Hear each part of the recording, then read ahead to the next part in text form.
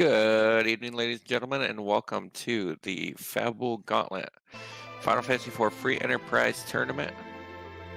And I need to mute the stream so I don't hear myself. I am joined here with Rex Raoul. Say hello, Rex. Hello, Rex. Good job. That was well done. I can follow instructions. These runners that we have are going to have to follow some instructions that they don't know what they are yet. They'll be seeing them in just a few moments. Once we get started, there are going to be 5 objectives. Right now, you see the question marks on your screen. We'll be filling those in once Guiding Wave tells our runners exactly what the objectives for this race is. Is there anything that you're hoping to see today, Lopez? I'm hoping to see not something super free. I saw a match, one of the matches yesterday that had raised the big whale, defeat Bahamut, get the character on the crystal stand or something like that, and it was everything in a line, so all you needed is the darkness crystal and you were halfway done. I'm hoping that everything is just kind of scattered on this one. That would definitely be fun. I always root for the alt gauntlet.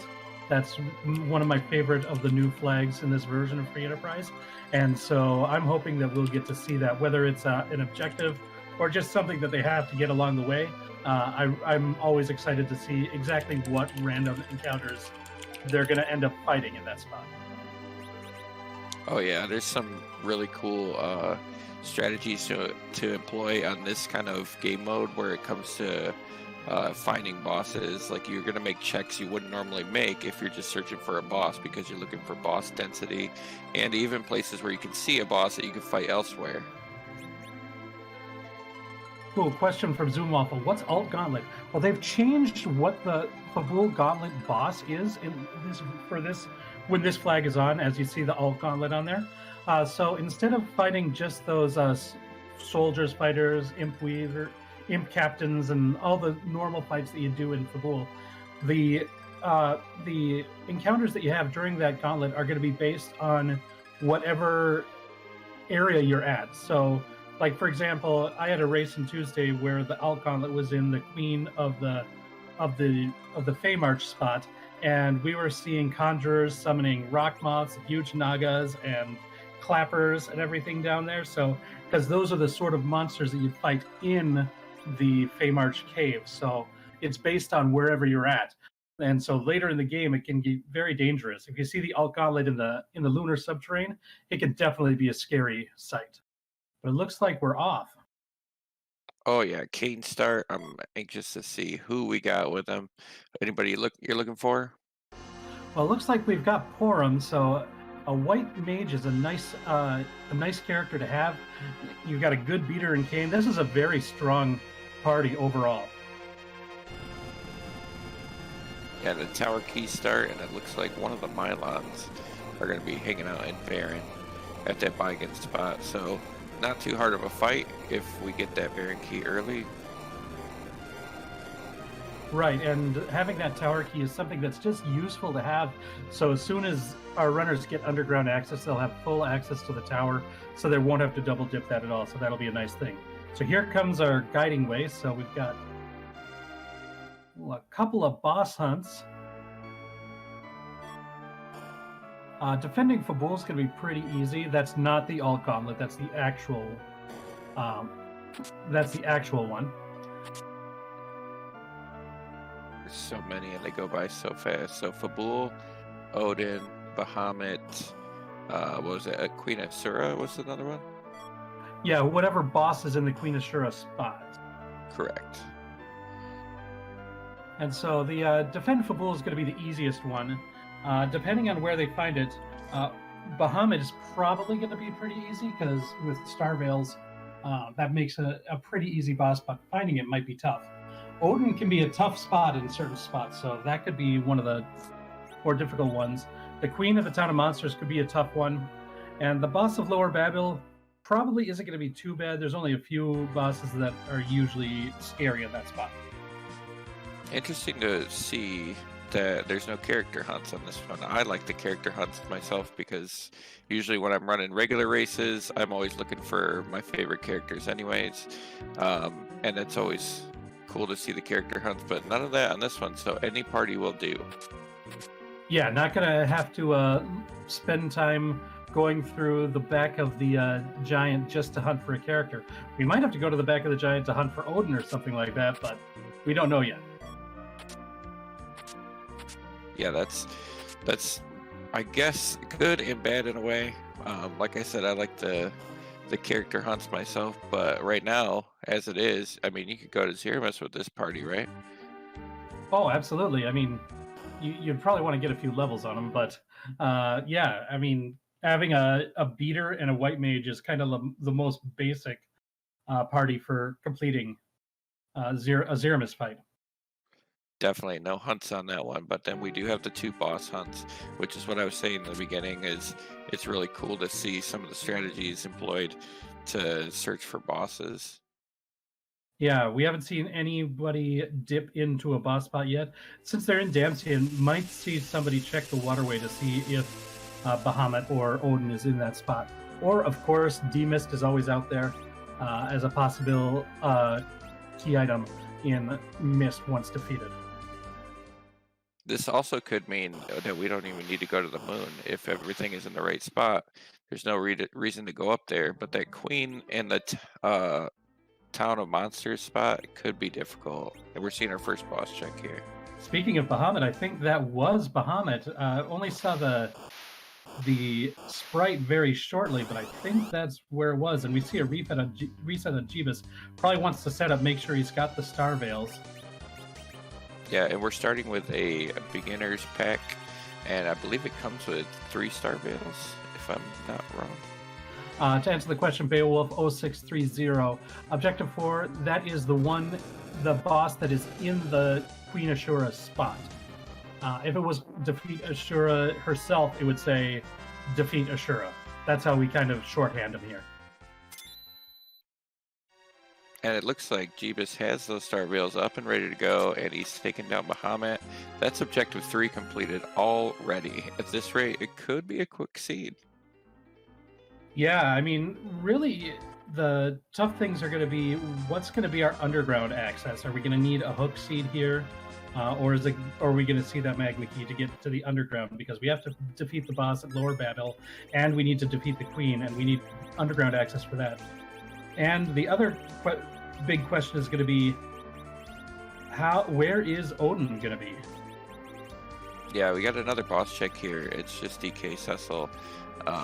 Pineapple Salesman's going to hang out. Looks like he actually attacked him instead of trying to survive the waves just to get this Rydia. I like seeing this Rydia in this spot. It makes for a really good anchor later on. If you decide to go and grab an anchor right before you go to Z, you can always pop in here and grab her, but Pineapple wants her now. Well, using a jump to avoid some of the dark waves, Pineapple Salesman able to defeat, or I guess best the Dark Knight Cecil, pick up Rydia, and is going to be looting West Mount Hobbs. Yeah, that's interesting to know. I actually never knew that jump doesn't trigger the script, so you can use jump to avoid some waves. That's pretty cool. Yeah, I believe that's one of those where, like, direct attacks, but there's certain ones. I guess I didn't know that either, but it's not a surprise considering how weird some of the mechanics in Final Fantasy IV are, that there are some things that, like, you would, in the vanilla game, you don't have Kain when this fight happens. You just have Paladin Cecil for this fight.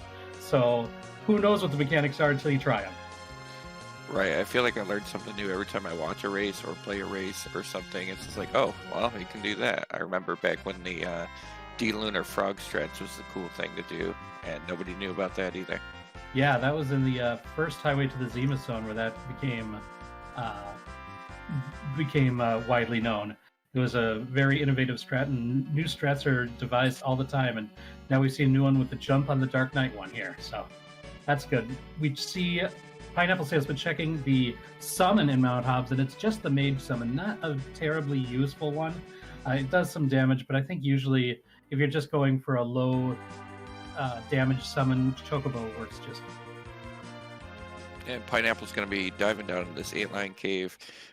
Usually, this is the exact route that I would normally take. Hit Damsian, hit Hobbs, and then go down the 8-line cave. Nice, easy start, and hopefully get a couple levels on your starting characters to survive some more fights.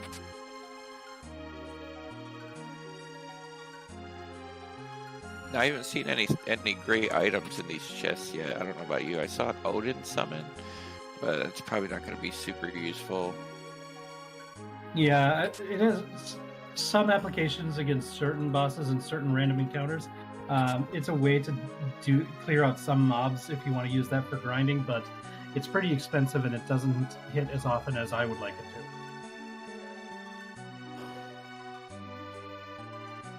Other than that, yeah, nothing fancy in these chests that I'm seeing yet. I'd like to see some nice starting equipment to get these guys powerful enough to handle almost any fight. We also see a Sylph summon in the inventory of Pineapple Salesman.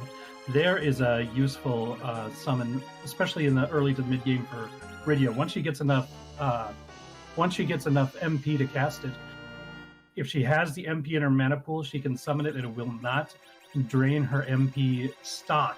So you could basically cast it as much as you want. It's also useful as a single target spell that can get through a wall. So it's really useful in fights like the CPU. Oh yeah, very nice. That Sylph is good to have early on. It's probably one of her best summons outside of like the super top tier ones, I'd say. Yeah, I'd put it right behind Bahamut and Leviathan, which can usually just wipe out pretty much anything. It's a very good bread and butter summon. And our runners are very much in sync as they're heading down to the bottom, and we're going to see the boss at the bottom of the Antlion Cave very shortly here. And it looks like we have the Mega Sisters. Nice. If you could cast that Sylph, it would work really well right here, but I don't believe they have enough mana quite yet. Jeebus might. Got a couple levels on that Rydia. Yeah, Jeebus looks good to go. Pineapple is still at a level 1 Rydia, but this is a really easy spot for the Mega Sisters. Very low magics, and so that Delta attack that they have is not scary at all. Pretty low hit points. It shouldn't be too much of a problem for either of our runners here. Yeah, smartly taking out that Cindy first to get rid of that tri-attack. All you got to worry about after that is the charm. Should be a pretty simple fight. Yeah, I would say at this spot the charm is probably the scariest thing in this fight rather than the Delta attack, but the low HP levels just make it so it's not going to be too scary either way, and both of our runners successfully defeat these Mega Sisters. Let's see what we get. Hey, that passed. That might lend that more credence to your thought that maybe we won't even need to go to the moon in this season.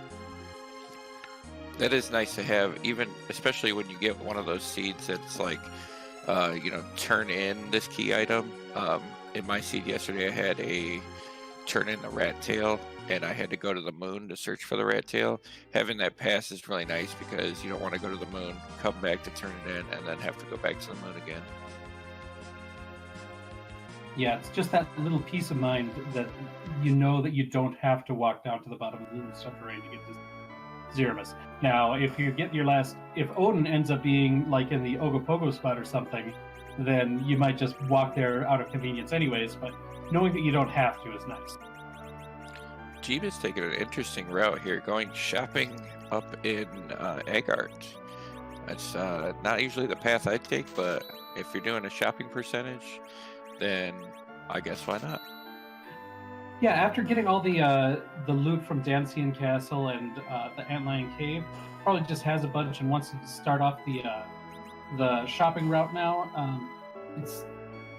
Shopping is still very important, and what we're seeing, and you see it right now on Jeebus' side, is heading up to the equipment shops as well. With this version and the rebalancing of everything that's been happening, we're seeing more trips to weapon and armor shops than we used to. And so that's a really interesting thing that's just been growing in the metagame of Free Enterprise recently. Jeebus getting super trolled by those NPCs right now. Tried to use a warp, but it's not warp that takes you out. It'll be exit for that.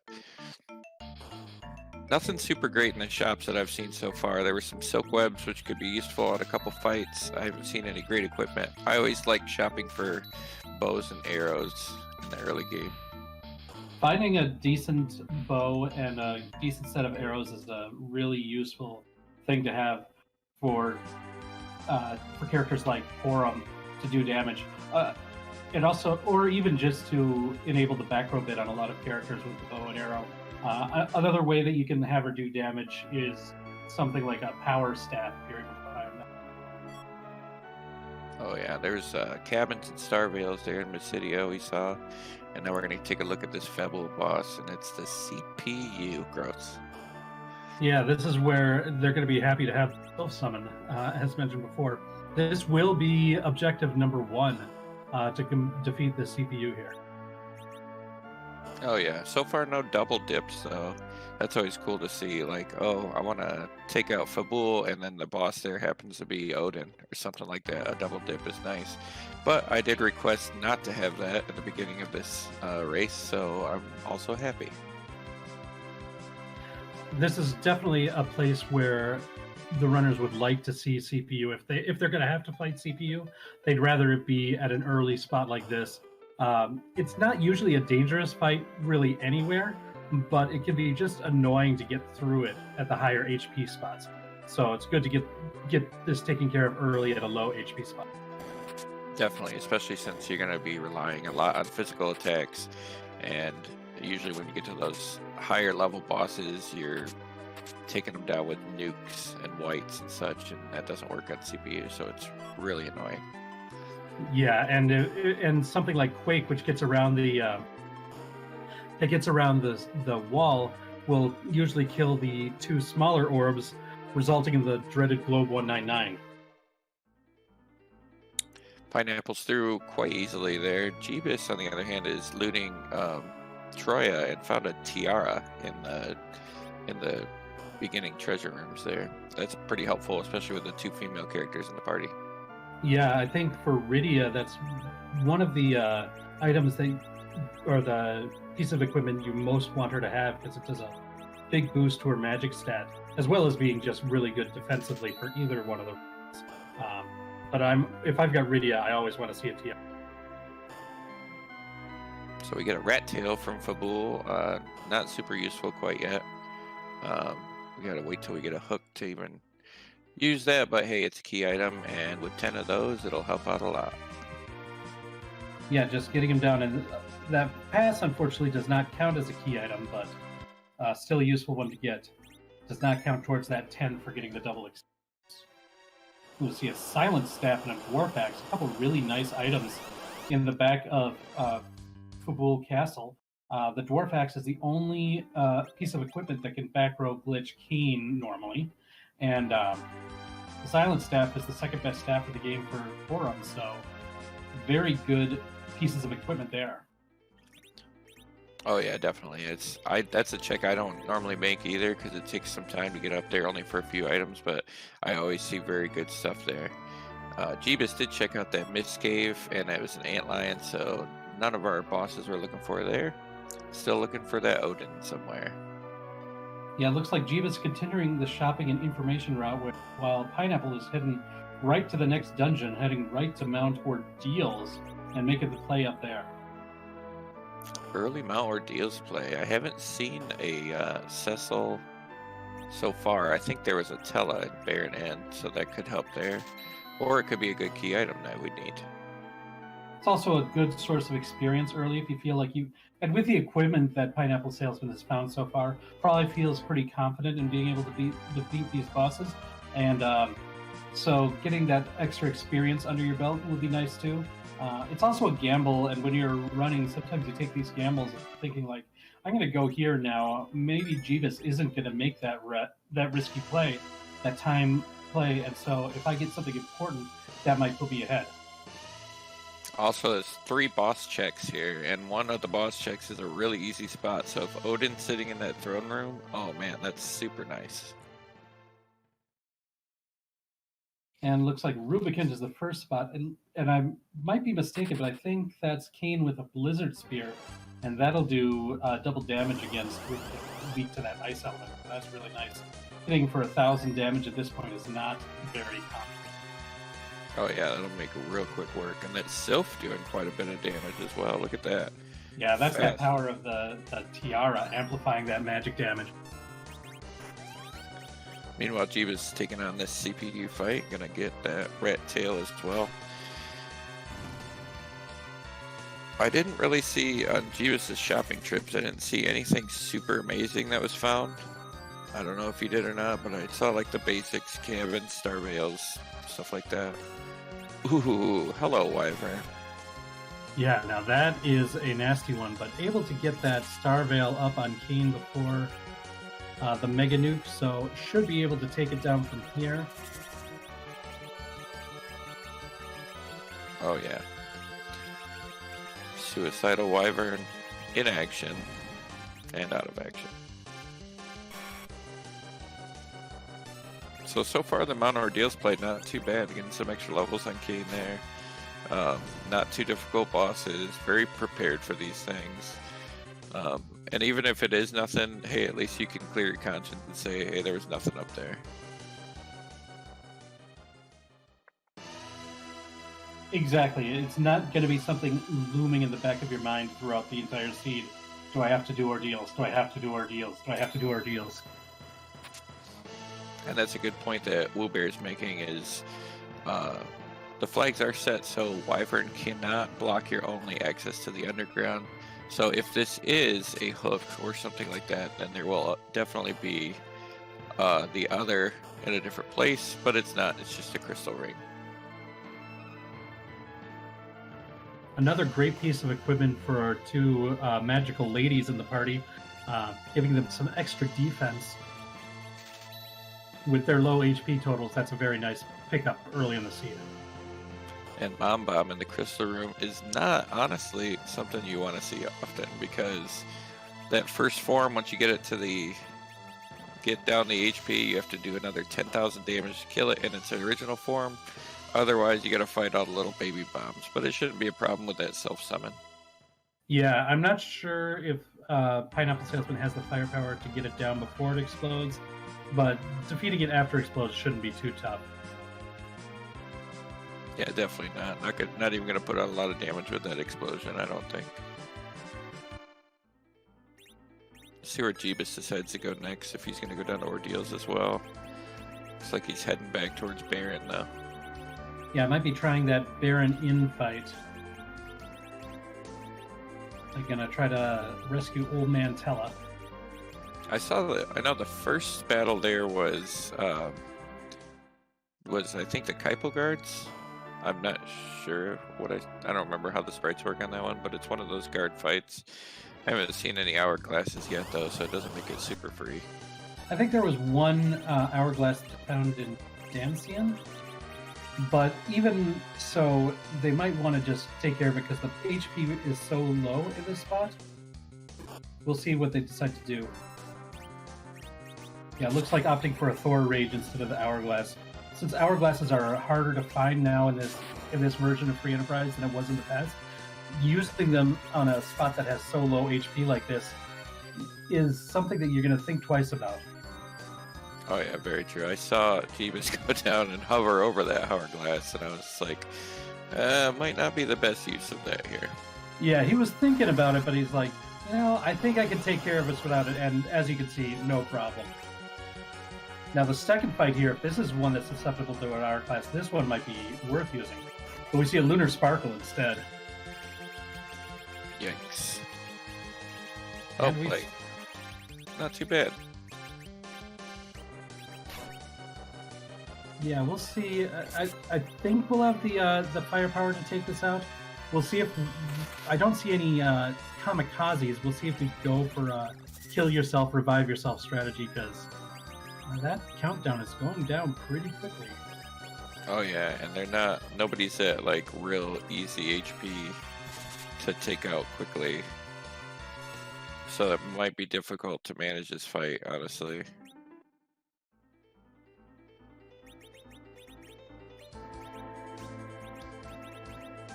Oh. And there's the reset.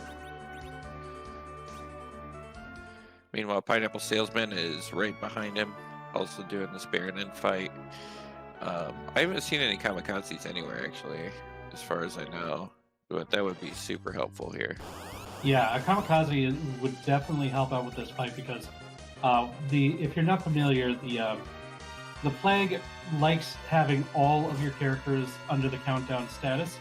So if you kill one of your characters off and then revive them, they don't have that countdown anymore.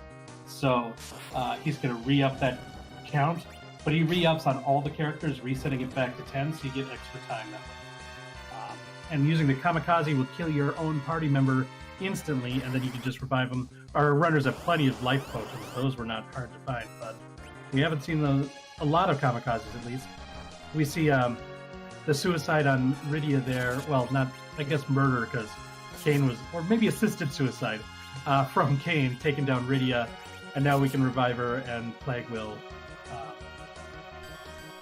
redo, and you see here's the new count. That's what happened. Pineapple Salesman tried to get that Star Veil off too, which would have been super helpful, because if that count can't go on the person, then Plague will continue casting it. So if you can manage to get somebody that doesn't have the countdown on them and you get the Star Veil up, Plague will just continuously cast count on the party, trying to get that one person that has a Star Veil up. Yeah, and that at that point, basically the fight's free. I mean, you might have characters die from the count who didn't have the Star Veil, but you'll at least have that one Star Veil character able to just finish the fight off basically by themselves. And still no luck on this one. Jeebus has failed twice, and this is Pineapple's second run at it. Now that they know what they're going for, hopefully they got some strategies in mind.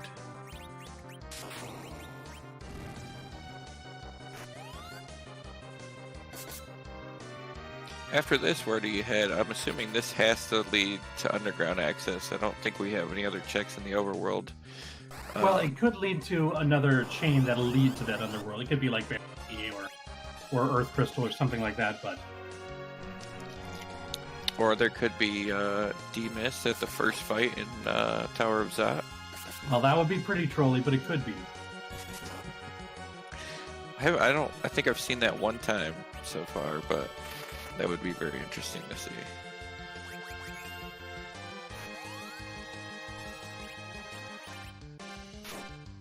Jeebus gets the Rydia down and getting a life on him.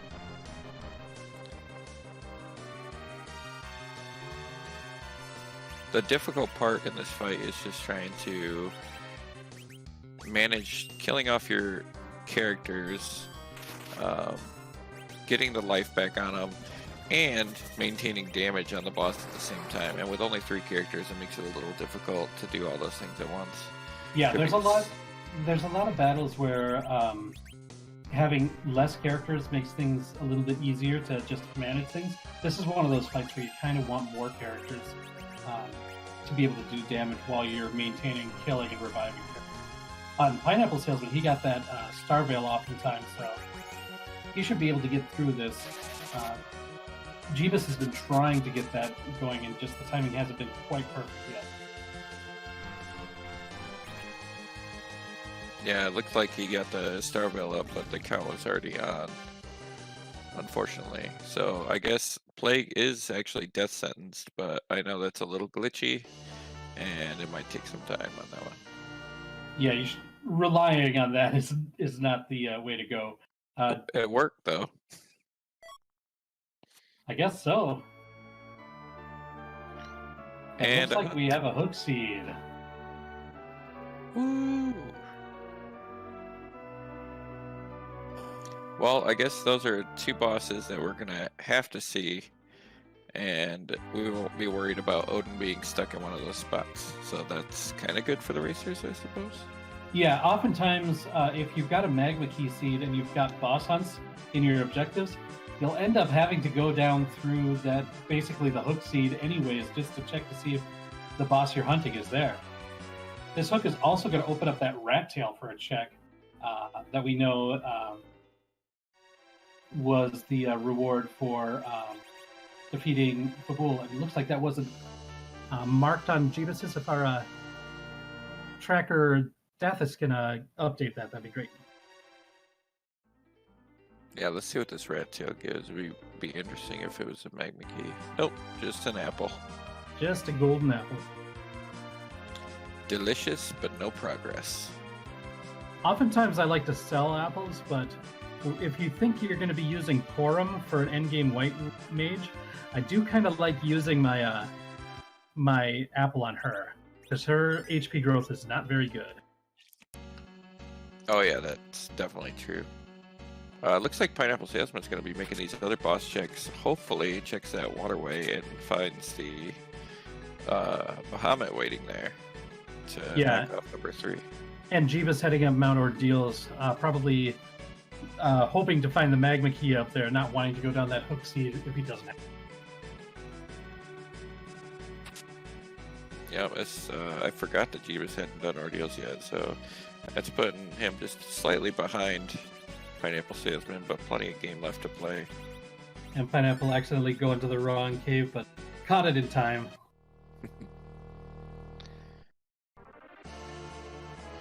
And here he is, the king of all dragons himself. Probably going to be going down pretty quick with a Starveil if Pineapple has any left. And it certainly looks like he does. Didn't have to waste them all in that flag fight. That's nice. Also, Jeebus going to Ordeals now could help him out now that he has the Tela and knows that he has to go through that underground seed. So, yeah, without a doubt.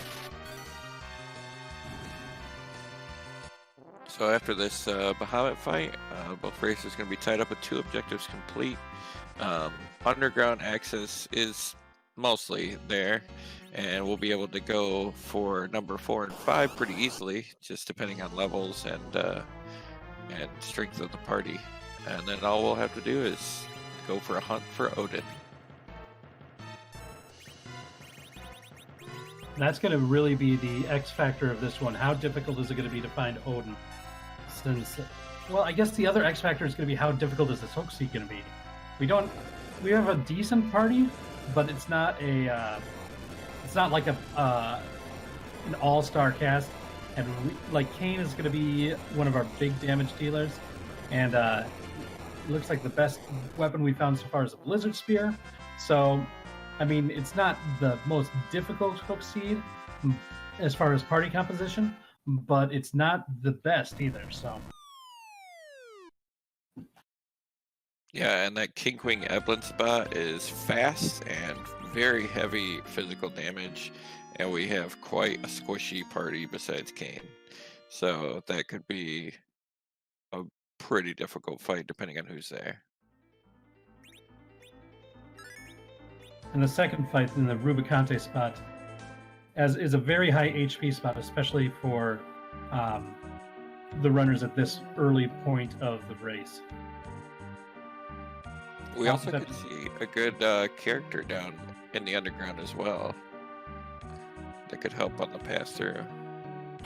And it looks like Pineapple is going to be doing some looting and some experience grinding here in Castle Eblin. This is something that a lot of people like to do on a hook seed, just to get that extra experience before the bosses at the bottom of or at the top of the mount or of Tower of Babel. That's the one that I'm trying to think of. So this is, and also by checking these trap chests, you could get some really good gear out of it too. So this could really help out, even though it's going to take some extra time for him to complete this. If he's able to find something good, like a Dragoon Spear for Kane or something like that, this may really help him out in the long run. Oh yeah, and they have, I believe, 2 Hourglass 2s. I know Jeebus had 2. I'm not sure if Pineapple did. But those Hourglasses are going to make these basically free fights as well. Would have been nice to see him run down and grab that character before doing these to level that character up as well, depending on who it is. But either way, it's still a helpful experience boost.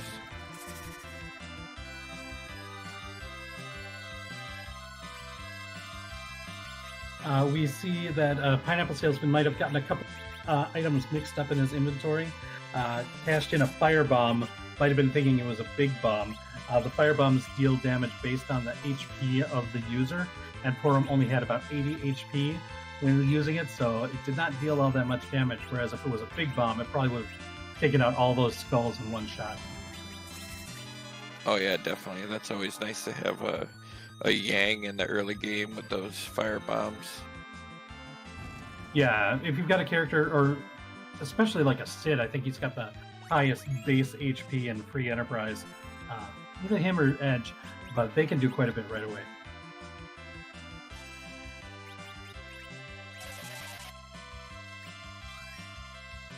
All right, Pineapple Salesman's got the golem down. Now just got to worry about these old skeletons here, and the cure spell will do damage to him. Meanwhile, Jeebus is finished with Mount Ordeals and probably going to head towards this underground hook route as well. Yeah, we'll see if Jeebus makes that same decision of looting Castle Eblin for both experience and gear. That could be a big deciding factor if there's something good in there, or if the bosses are difficult. But if the bosses are easy and Jeebus goes straight down, then could take a quick lead.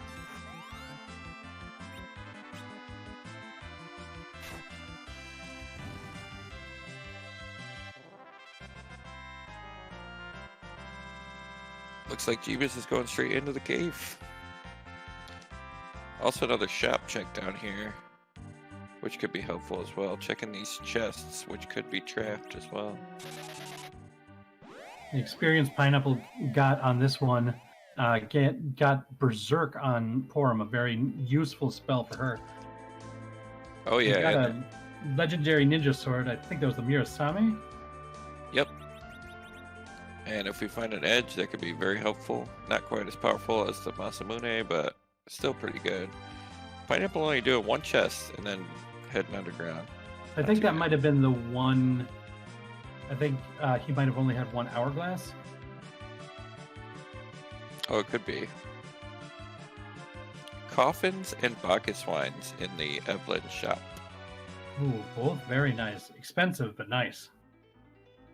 TR is for sale as well down there, but we already got one. Probably don't need another one quite yet. If you've got a lot of extra cash, you could get one for Porum, but I think I'd rather be spending it on coffins, especially the Bacchus wine. Oh yeah. Pineapple doubling back. Forgot to turn in that rat tail. Decided to check it out and grab that juicy apple. I don't know how juicy golden apples are though. Do you think they're like gold all the way through, or? Oh, look who that boss is! Hey, we found him. That is Odin in the Rubicante spot. And another mage to boot. So we got a 4-mage party. Very squishy against a strong physical attacking boss in here. Yeah, and that Odin attack is going to be scary because it's going to be tough to deal enough damage to the high HP Rubicante spot has before the Odin attack goes off. But if they're able to beat it, the rest of the sea is basically there for them. They can go right back in the tower and go to the top of that to beat the boss of Lower Babel, and then they can go right to the Fame Arch and see who the boss is down at the Queen Ashura spot. And they've already found Bahamut. They've already defended Fabul, and they've got the pass to get to Zeramis. So that's all they're gonna need. They're gonna have to figure out a way to grind to the levels, though. Oh yeah, that's about all we're at right now. We found everything we need to find. It's all going to be about levels and, well, actually defeating those bosses. They're going to have to hope that sirens are for sale somewhere in the underworld. They are definitely not guaranteed anymore. Could always get a Luca key and do a nice little door grind. Haven't seen that one in a while. That's a possibility. We could see, if they're desperate, do something like a clapper grind in the land of summoned monsters.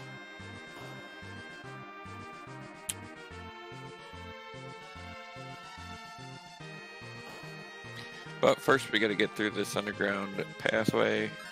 We got another boss before Odin to take care of. And like I said, with these squishy parties, it might be difficult. Did we not find... Did Jeebus not find that giant chest? I saw him opening chests. I don't think he fought the Mad Ogres. It could be this last chest past the boss here. Now, looks like it is.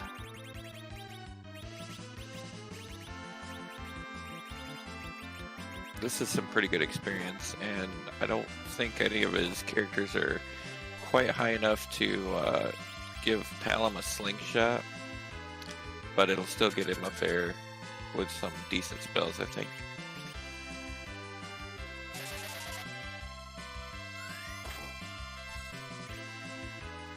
And Jeebus still with that hourglass in the inventory, going to be short work of these ogres. Has that ogre axe, so exploiting the weakness, the racial weakness, so 4 times damage against these ogres. Oh yeah, Missed timing on the life click on that first one, but yeah.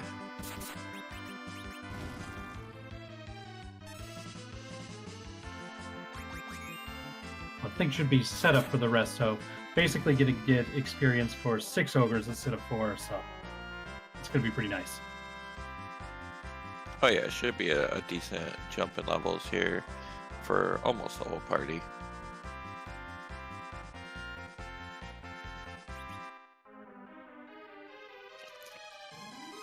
Palom getting 11 levels. Enough to get to virus, but not quite quick. I could always turn encounters on here and just fight a couple to get those last few levels. 11 levels puts him at, what, 21? And Quake would be 24? Turning on encounters in Upper Babel is definitely a way to grind, especially if that Odin proves to be too difficult for our runners. Quake is 23 for Palom. Thank you, Baka. And LQ Flurry making the good point. Probably be casting Lit 2. Odin is, of course, weak to Thunder. Yeah, that is another strategy that they could use if they could time the jumps on Kane right, and then Kane can survive some hits and get off a Thor Rage on that 3rd sword raise and get the quick kill on Odin. Could be a free fight if they can manage that. That's a lot of timing to do, but if it can be done, it would be nice.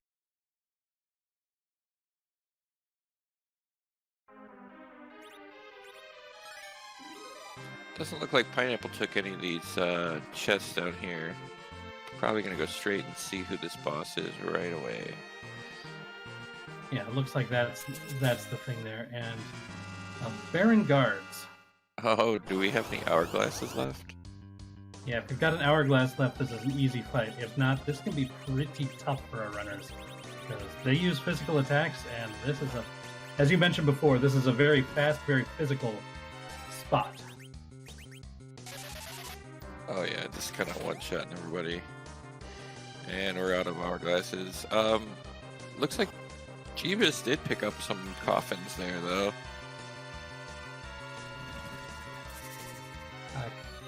Jeebus also casting Mute. The guards have nasty counterattacks, both to fighting and to using magic against them.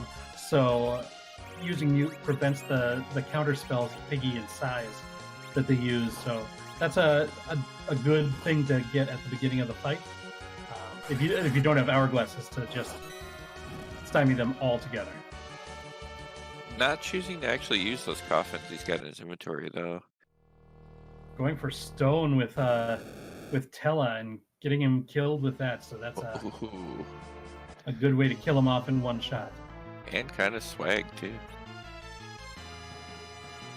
You see our runners using Tella in the middle slot because Tella has pretty bad, or Stone has pretty bad spell accuracy, and so you get that boost in the middle to give it a better shot of hitting there. Oh yeah, helps out a lot, especially when, like, if you're trying to do egg grinds and you don't have any coffins or anything, it makes it go by quicker.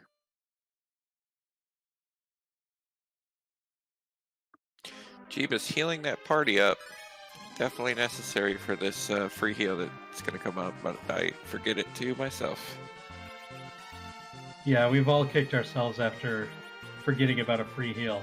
Pineapple Salesman also getting that Stone kill on the guards too, so both of them employing the same strategy. Kind of makes sense with this party that you'd make use of what you've got in your spell inventory. That's why you do our deals, to get Tella Stone. Oh yeah. All right. Both of our runners smartly saving before taking on Odin. Looks like Jeebus turning on those random encounters does want to grind a little bit more. Oh, there you go.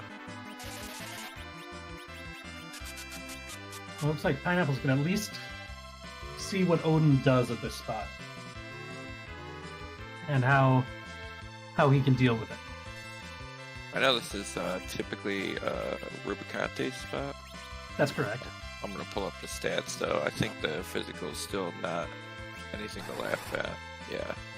Yeah, it's not quite as scary as the one before, but it's not a cakewalk.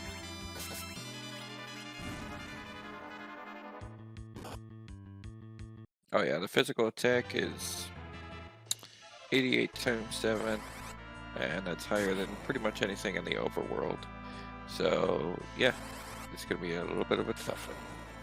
Well, considering in the vanilla game you're not supposed to fight this until after doing a bunch of the underworld stuff, this is a pretty late game spot.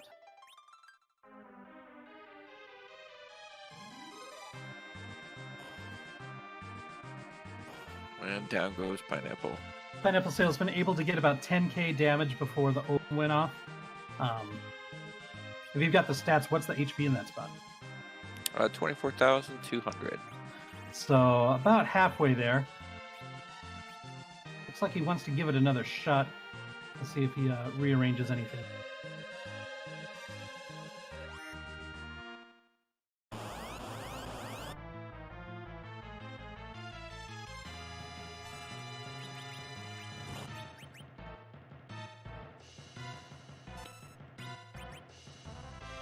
Jeebus getting some good levels on that grind fight and learning Quake on Palom. I'm not sure. I think Lit 2 might do a little more damage than Quake against Odin, though.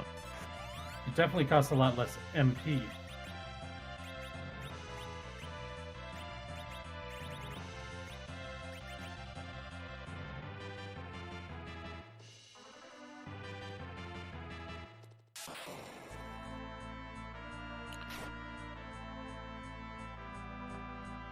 Pineapple taking another shot here, Odin.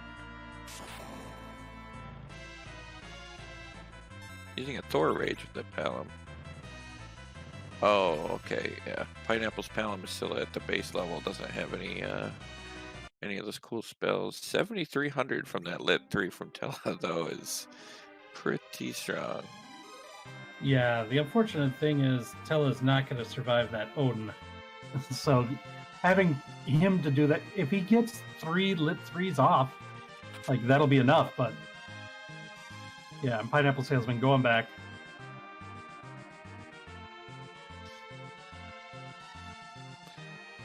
Might go back and check these chests, look for the ogres. Unfortunately, the ogres are on the other side of the boss there. Yeah. Could also go all the way back and do the rest of those trap chests in the Evelyn Castle. Yeah, that's a possibility. Woolbear, we haven't seen sirens yet, but this is a hook seed, so there's still several shops that we haven't even seen. I believe with the new layout, aren't our sirens gated to the underground on this flag set? I think that's true, but they're also not guaranteed to be anywhere. Right.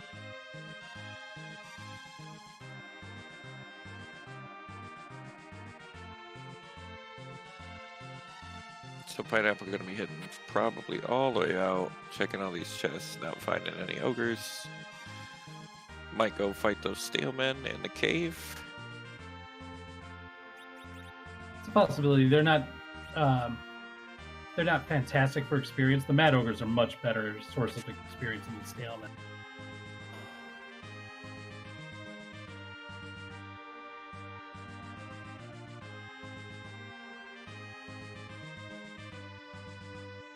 So we're sitting at 2 out of 5 objectives complete. We know where everything is. We know exactly the path to beat this game. It's just a matter of beating it, and that's the hard part. Yeah, and while our runners are prepping, let's go ahead and use this time to give some shout outs to the people behind the curtain. We've got the great Daphis doing tracking for us tonight, and Baka Shinobi on the restream. And without them, there wouldn't be a show tonight. So big ups to them for letting us showcase this race tonight. Yeah, thank you very much for your help, guys. Daphne says, hi, Mom. I'll relay that over the audio for you. You're welcome.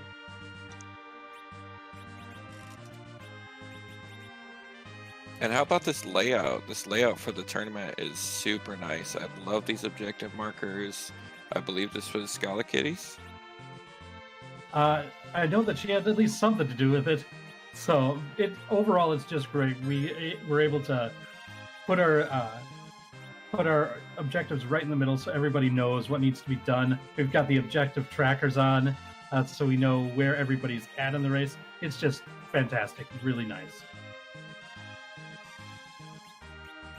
Oh yeah, very nice. I'm super happy with it. I kind of want to steal it and use it for my own. I wish there was like a quick way to, with these new flag sets with the objectives. It's super difficult to get those objectives written down in a way to track them. So I find myself using a notepad and like trying to quickly type. There's really no super easy way. I wish there was just like somebody watching my races that could just pop these up for me like that. It looks like confirmed it was Scala Kitty, and she's in the chat. The Princess of Pixels herself, Scala Kitty, and Captain Uhu, who put the layout together. So big ups to both of them. Oh yeah, very nice. Pineapple Salesman found that Mad Ogre chest. Gonna take this down and get a little bit of experience there. Get that Palom up to at least some spells to use.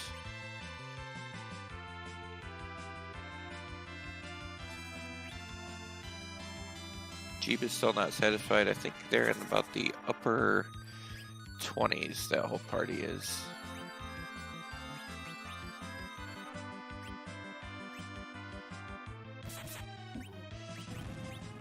You know, I said I wanted to see an alt gauntlet, and here I am seeing a bunch of random. Kind of what I wanted, isn't it? Hey, we could still see the alt gauntlet at places like the Asura spot. That would be fun.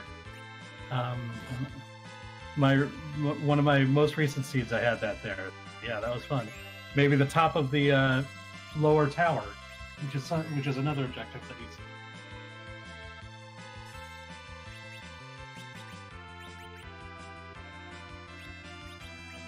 Oh yeah, that top of that tower is also not a super easy spot either. You got two difficult, somewhat difficult spots to deal with left to go, but with this little grind getting past Odin should be pretty formidable.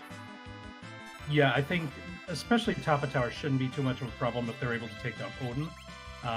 It's got a high HP spot at the top of the tower, but the stats aren't as scary as this spot here with where we're fighting Odin. That Ashura spot, depending on the boss, could be very difficult still. Oh yeah, definitely. Or you could see something super annoying like Golbez on that spot. Yeah, or even Mist Dragon. Jeebus ready to take on Odin. Going to give it a shot here. Going to be making use of that Silk Web, trying to slow down Odin as much as possible to give it as much time to deal damage before that Odin comes into play. The Odin attack, the Zantetsuken.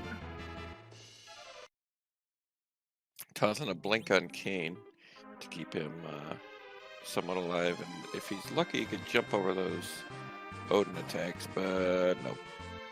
Couldn't quite get the timing on the jump there.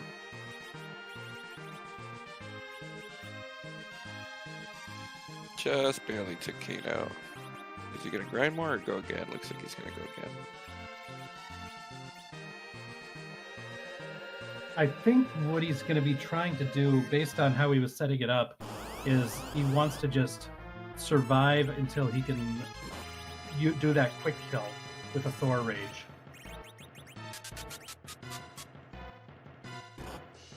Yeah, it's not a bad idea, especially if you can get that illusion or get that blink on Kane so he doesn't take the regular physicals. And then if you can jump over all the Odin attacks, the first two, and then cast the Thor Rage, and that's it, all done. But it's a lot easier said than done. Yeah, getting all that timing perfectly is not easy. Well, he timed the first jump well this time, so now it's all up to Kane. It's going to need one more jump to time. Ooh, a little late on that one. Yeah. Oh, that's so close. Had the blink up. Has the right idea. Probably going to go straight back in and try it again. Meanwhile, Pineapple's coming in to give it another shot as well. I'm not sure. He might. Yeah, looks like he wants to grind a little more. I was thinking maybe lowering the battle speed down just a smidge might give him a bit more time to get those inputs in before Odin takes his next turn. So. Yep, Jeebus going back to a little bit of grinding. Probably thinks that if he can jump one Odin attack, one Tsuken, and then can survive another one, because it's dealing about 1100 to 1150 damage, so just another 100 HP on Kane would make it so he could survive one, and then he could get that Thor Rage off.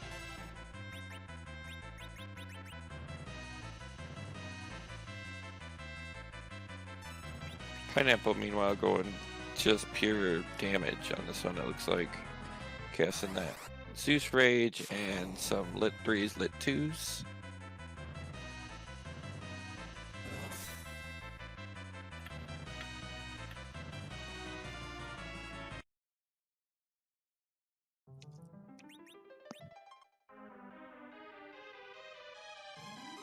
The Odin attack comes through, takes Pineapple down.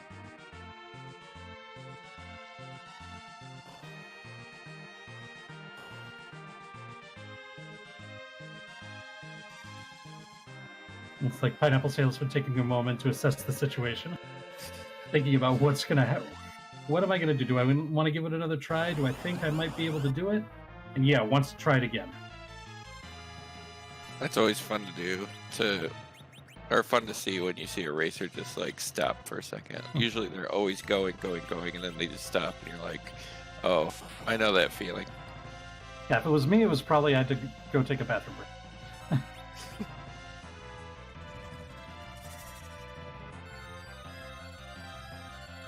Kane's HP on Jeebus' team is at 1161. If he can get one more level, it would be enough to survive one Odin attack. Could be all he needs.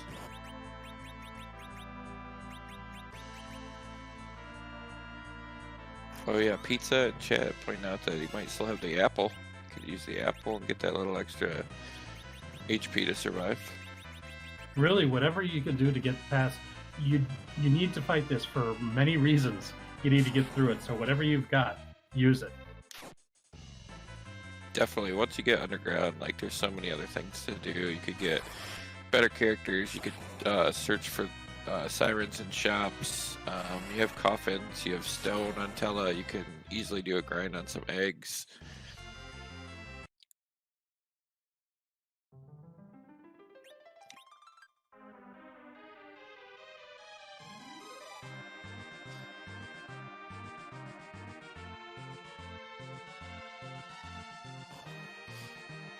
Jeebus running the sorcerer fight. Just gonna let him call these kitties over and over and keep knocking them down. Yeah, whenever you knock out one of those black cats, the sorcerer will summon another one.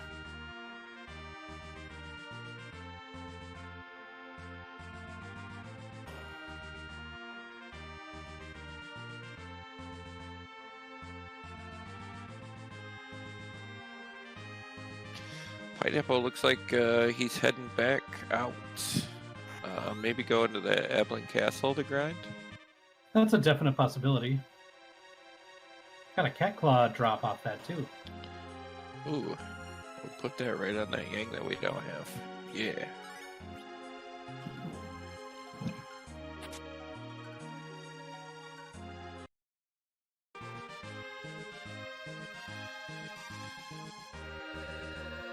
definitely looks like Pineapple is going back to at least loot some the rest of Evelyn Cave. I think you might be right that he might head back to Evelyn Castle for more grinding, though, too. We'll see if those levels help Jeebus here. Oh yeah, Kane's sitting at 1231 HP. Can definitely survive one Odin attack at least. So if he can manage to jump the first Odin attack, should be looking pretty good.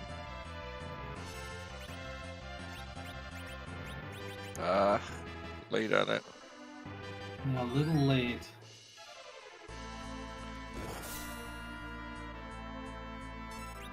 No. You have to cure 3 off and tank the second Odin. That could work as well. As long as you get that turn in time. And now just got to get the Thor Rage. I think you might have it here. Oh. Yep, the timing's all right. Ooh, it didn't go. Oh. It looked pretty good, but it's really hard to get the timing perfectly right for the.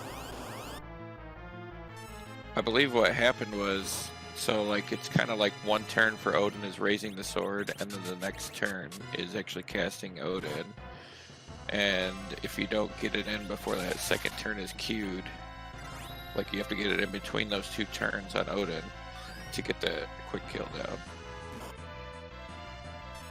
Using a silk web this time, slow him down and give it a little more space. Oh, he's been using that silk web. I think that's really important to his strategy here.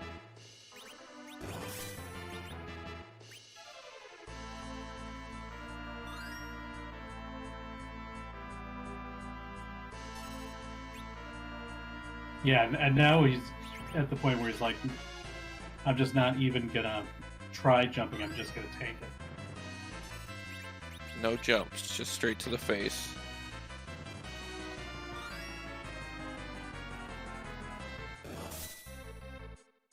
Oh, he cast a Cure 2 on himself.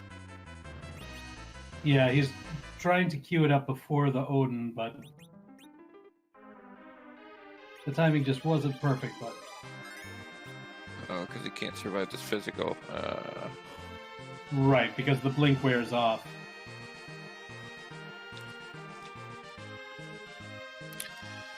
Pineapple took down the Steelman, got a crystal helmet, and got Quake on his Palom.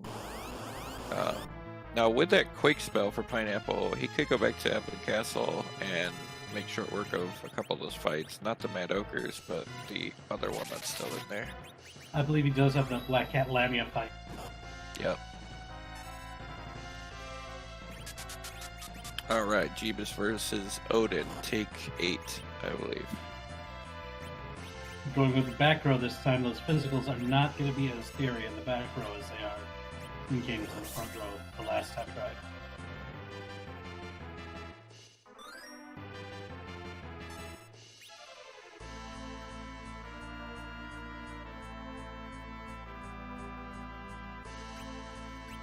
Oh yeah, only 895 on that Odin attack. So he'll be able to take this and probably stick around for more.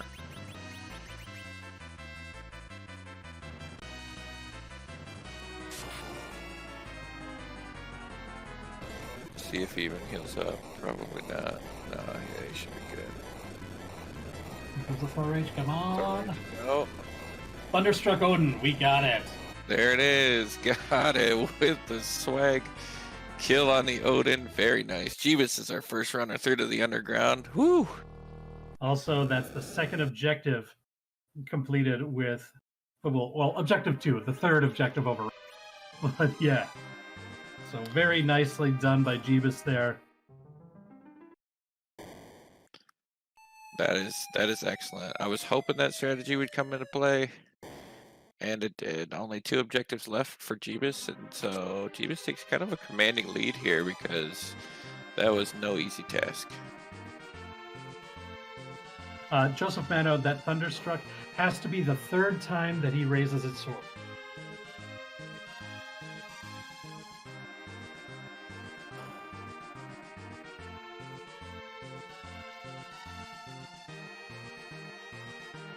So Pineapple Salesman looks like doing some little bit of shopping.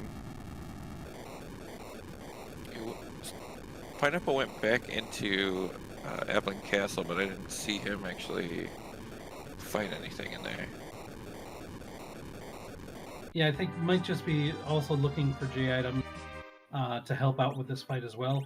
I don't know if he bought the silk webs that we saw Jeebus employ during that fight. That might be something that he's looking for. That could be. Silk webs were in Agart, I believe.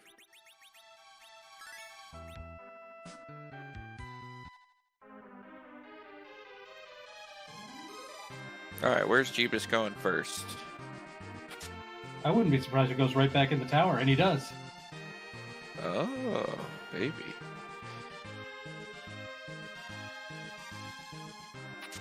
I probably personally would have gone shopping first, try to find some sirens. Yeah, I think that would be something that I wouldn't be surprised if somebody did, but you're already right there. You've got the power to take out Odin at the Rubicante spot. I think you're confident you can defeat most of the bosses that are at this.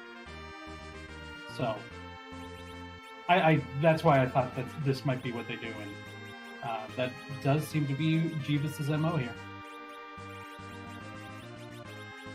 Yeah, that is, Will Bear pointing out something I didn't think of either, is you don't know what the other runner's doing. Jeebus could think that Pineapple is well past Odin and he needs to make up some ground quick. Yeah, that's always the interesting part of these races, is not knowing where the other runner is. Oh, hey, yeah, Tower Key. I forgot about that. Yeah, that was our opening item, right? Yeah, I completely forgot that existed. This is actually some pretty good experience, actually, for a super simple fight.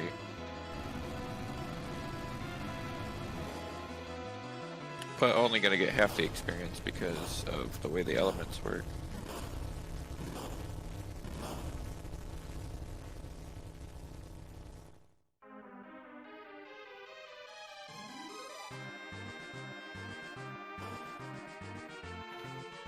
So we just have to take out the boss at the top of this tower, take out the boss at the Asura spot and the Fey March, and then go fight Zeromus because we have the pass. Now having the levels to do that is a whole different story, so it's going to be interesting to see what kind of grinding techniques we find here. And I think that might be part of the reason why, even though it's not required to fight that boss in the tower key spot, is you get another key item check there. Another way that you might find that darkness crystal to open up some better grind options on the moon. Oh, or yeah, the Giant of Babel. Yeah, exactly. That's what I was thinking with that. With that Tela and the full Tela spell list, you got weak, and you could use that weak and a couple ethers and be perfectly ready to fight Zeromus right now. Looks like D Lunar's up at the top of the tower. Not too bad. The HP on the spot is 18,943. Very specific number. Divided in half, so you get about 9,400 per D Lunar. So some heavy hitting fire spells could probably take it down pretty quick.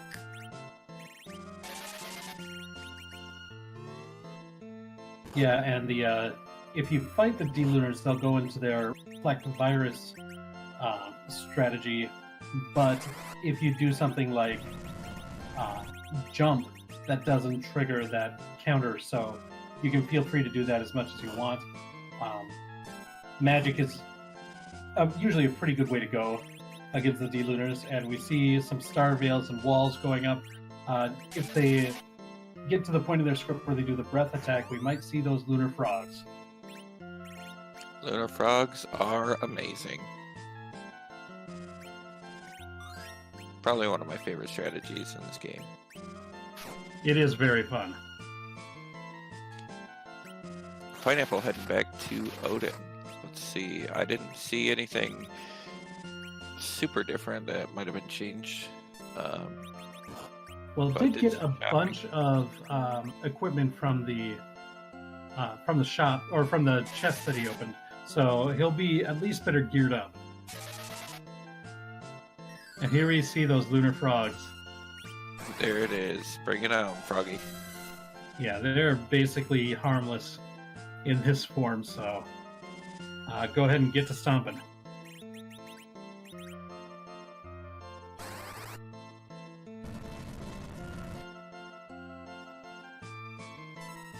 Yeah, Pineapple back at Odin, still at those pretty low levels here. Found the silk webs. That might have been what he was looking for. Might be trying to go for a similar strategy that Jeebus had tried before. The Sid, how do you make them do the cast the bad breath? Just wait out. It's after the second or third fire attack is when they do him. It's just part of their regular script. They'll do breath. And with that, Jeebus is through this fight, and that's another objective knocked off. That's objective number 5. One more left to do. It's a twin harp. Somehow I doubt we're actually going to hear the music, but one can hope. Yeah, really no need to go up there. It's kind of a lengthy check, but it would be cool to see what music we got.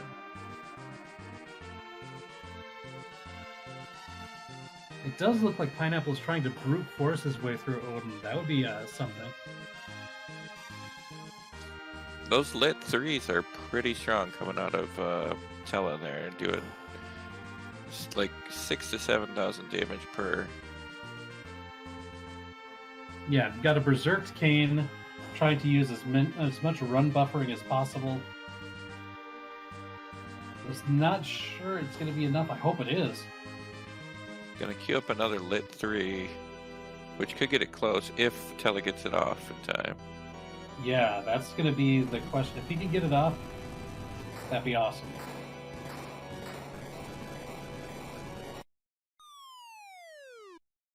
Come on.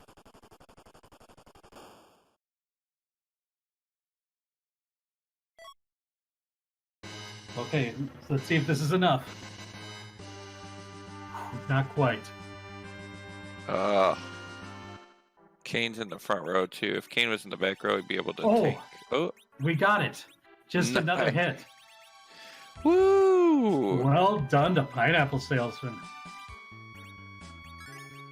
Meanwhile, from the Tower Key trade-in, Jeebus was able to get a white shirt, which is going to make Porum very...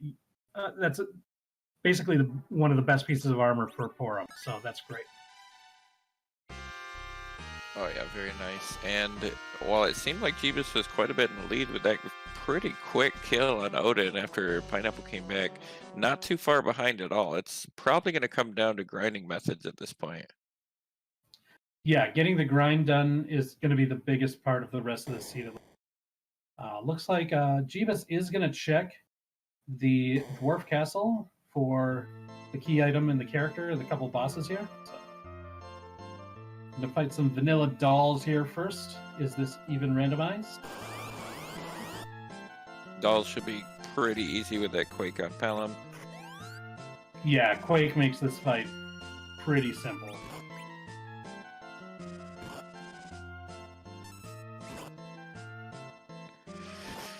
Interesting to see doing this check though for these key items. Like, I guess looking for the Darkness Crystal is helpful, but also going for 10 key items could be helpful with this. They're quite a ways off that 10, but that would be nice. Remember, they really only need to find 9 because once you defeat that last objective, you're granted the crystal, and that does count as one of the... And no, he who is pale, we don't know who's at the Asura spot quite yet, but it looks like we're going to get a look here pretty quickly from Pineapples. Yeah, Pineapple Salesman heading down to the Fey March. We're going to get that shop check down here, and I'm almost certain he's going to want to know who that character is.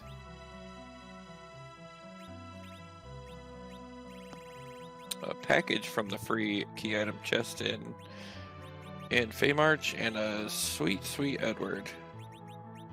And it looks like he decided to take Edward in exchange for Tella. This is going to be... Yeah, I don't know. Like, if he ends up finding that darkness crystal, that means he doesn't have access to that D machine grind anymore. But if he knows Edward strats, if he's practiced Edward strats for the Zeramis fight, if you're going in at low levels, Edward is the character you want. So I can understand that, but it's like it's a gamble in either way. Luckily, no need, because there are sirens for sale in the Feymarch. All right, so that'll help. So we have sirens for sale, and then if you wanted to make that trek back down again, there are coffins for sale in the Ablin Cave. Easy grind. Tella could make that grind easy too with the stone spell on those dragon eggs. We've got Palom. We can just use Virus to kill the that's eggs true. as well. So What was I thinking? So Pineapple Salesman saving up here, and we're going to go see who that boss is. Detain, how long does Eddie strats take? It's a much longer fight without a doubt, but it depends on how early you get there. Ooh, Dr. Luge in the Ashura spot. That is not too difficult of a fight. I'm not sure if Pineapple wants to fight Ashura for the extra experience, or got flipped as to which one he needs to fight. But enters the fight, resets. Might be heading to Dr. Luge. Oh no, it looks like he's going to be leaving. Yeah, Dr. Luge is... I don't know. I feel like I have no comments on Dr. Luge. I've never really ran into huge problems. Yeah, I don't think it'll be... It's not one of the scariest fights that we can get there. He does punch a little bit, but you can kind of mitigate that by manipulating who you kill and everything. The HP is split among the Balnab, Dr. Luge, and the real fight, so it becomes a bit easier. You've got the high-level magic. I think our runners shouldn't have too much of a problem.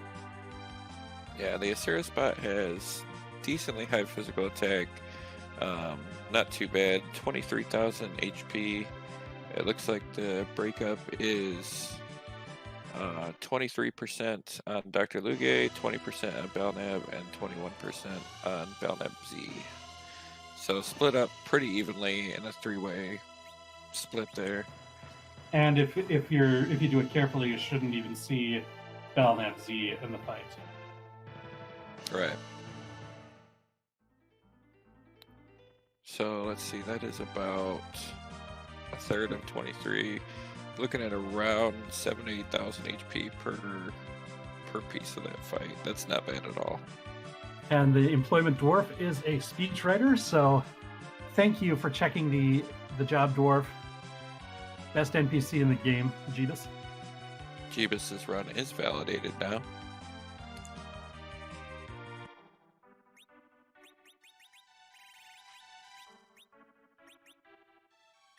Pineapple went back up top. I'm not sure for what. Came back down. It's going to do this grind now.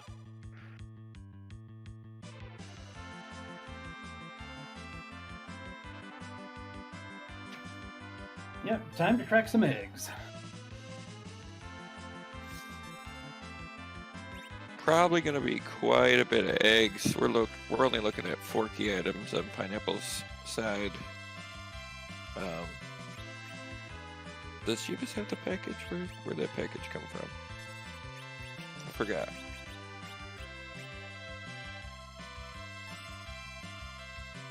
Package. It came from the free chest of the Feymarch. Thank you, Dennis. Oh, yeah, derp. Our tracker. Literally just got it, and I forgot already. Go team. But yeah, it's gonna be quite a few eggs because you're gonna want these characters at decently high levels. You might as well grind them up for the Z fight right here because you already know your path to win. So gonna take quite a few eggs to get up that high, I think. TG was also picking up the most important item, the ninja shirt.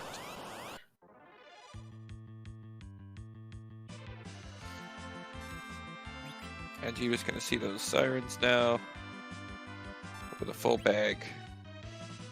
Gonna gonna fight the second hardest boss, the inventory boss. Oh, inventory management is rough in this game. You got the hardest boss in the game is the NPC boss, second hardest in inventory, and third is Zeromus. So, and that's just facts. And I think it's clear what we're going for as Jeebus buys a big stack of Star Veils and not Sirens.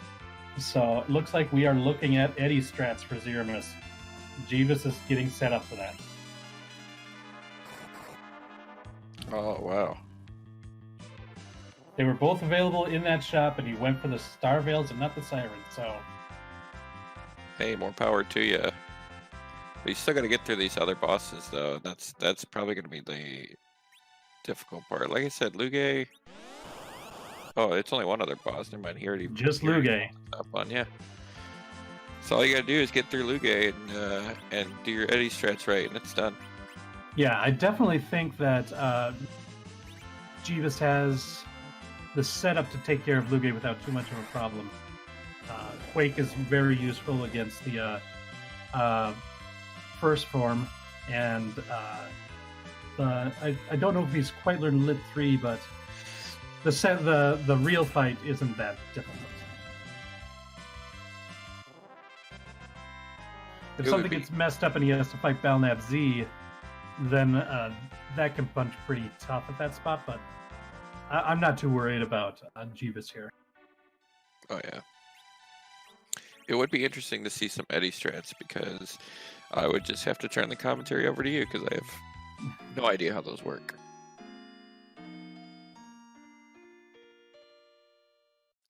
Well, I'm not so familiar with doing it, but I've seen it a number of times, and it's always impressive. It takes patience and precision.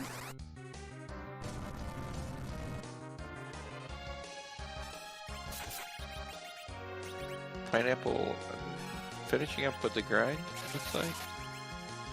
Gonna go elsewhere to Dwarf Castle, apparently. Yeah, might be checking the character here.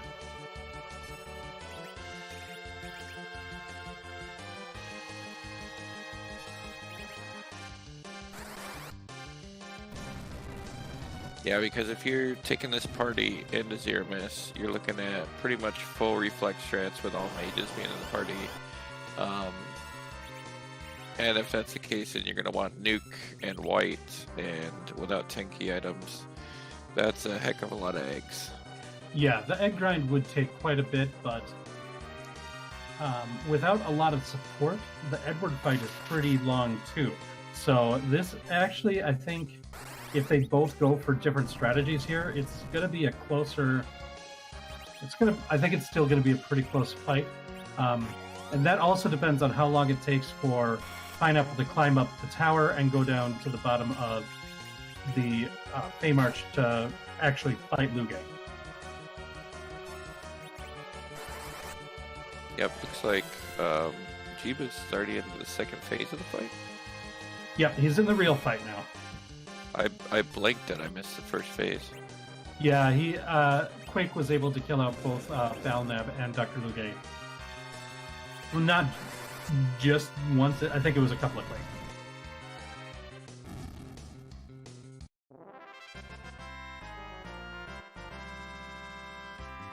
Oh yeah, Luge doing very little damage here. Not even that hard of a fight, and it's done.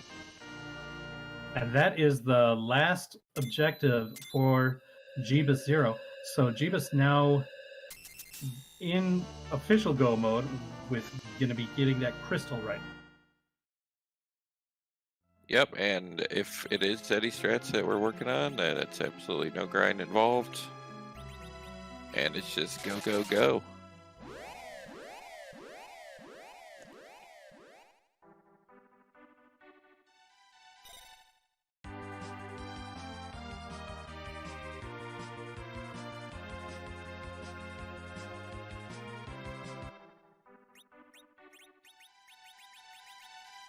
And we're going to get to see that screen blink all the way there. That's going to be sweet. And Pineapple Salesman declined Edward, so we're definitely not seeing Eddie Strats on Pineapple Salesman's side.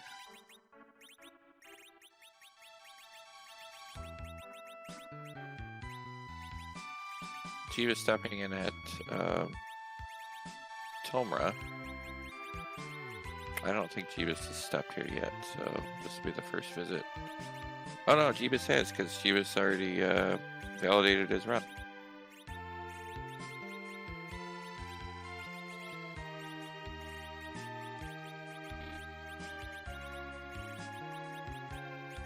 And he had found that cursed ring, just trying to figure out which character is going to be the best for this fight. To be equipped with that cursed ring.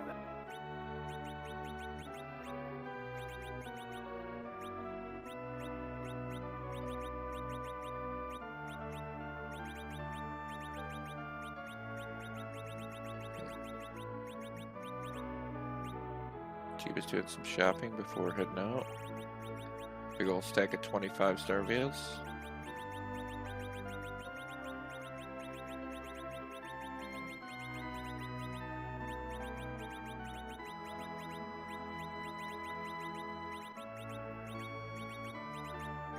Pineapple finishes up the dwarf castle. What's he gonna do next? Probably a good time to go to that tower and go see who's at the top of the tower and take that out.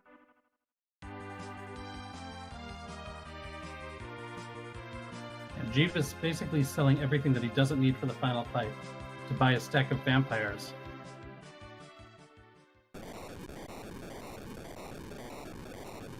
Are vampires part of the Eddie strats? I have no idea. Yeah, well, I mean, you can use basically anything that's gonna trigger a counter nuke from Zeramus.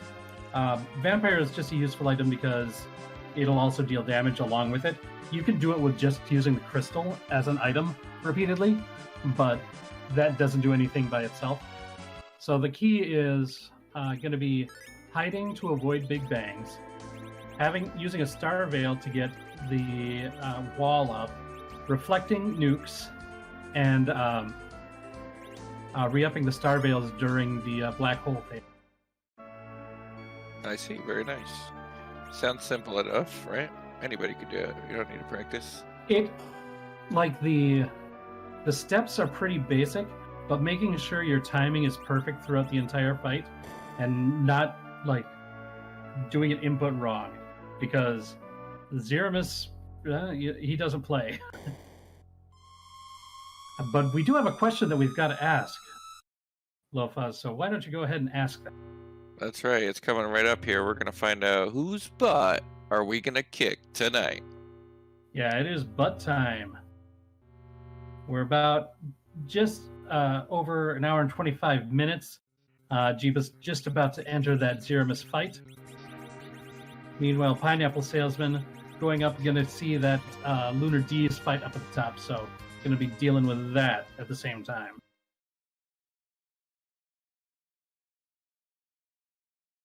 Some final inventory management. Get that crystal up top there with the rest of your items. And here we go.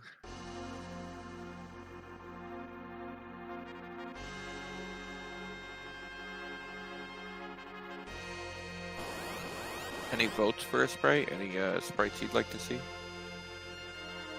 Oh, maybe something from Secret of Mana. Like Flammy would be that. Flammybus, something like that. That would be cool. That would be cool.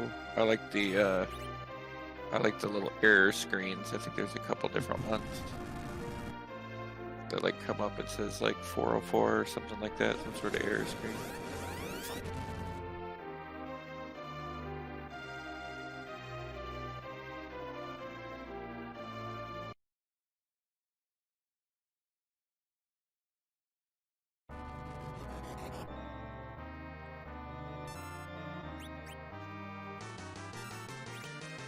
And here we go.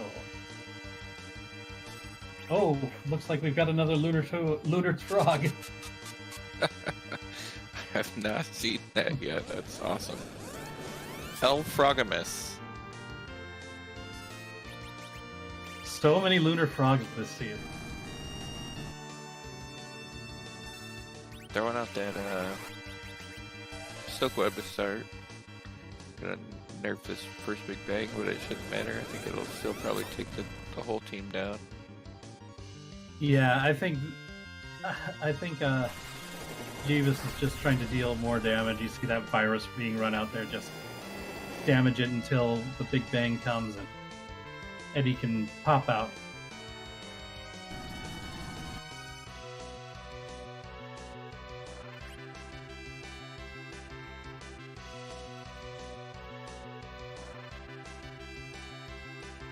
I think he's going to be waiting until the black hole to come.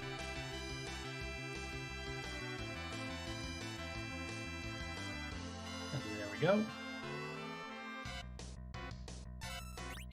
So black hole's cast, put up a star veil, and then start throwing vampires, right? Well, might have to hide after this. Might have time for one. Like I said, I've seen it more than I haven't done it, but it's like going to get that first vampire going. Trigger that counter nuke, which will get reflected right back onto it. And basically, that's the full strategy right there. And then the shake happens, and Edward hides again. Nice. As long as the timing's right, should be pretty good. And Pineapple's through those D-Lunars over on his side. Only has one more fight to do before he can head towards Zeramus, or Elfrogamus himself.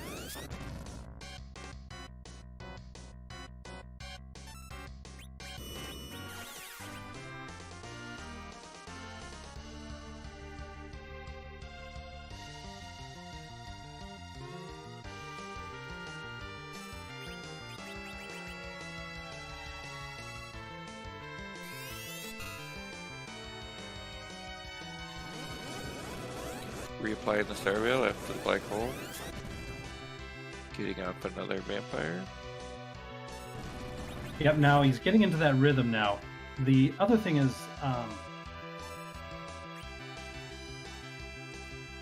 he's got to, since he's using vampires, which are a direct damage source, he's got to keep in mind, because ideally, you'll want to just do reflected damage to finish off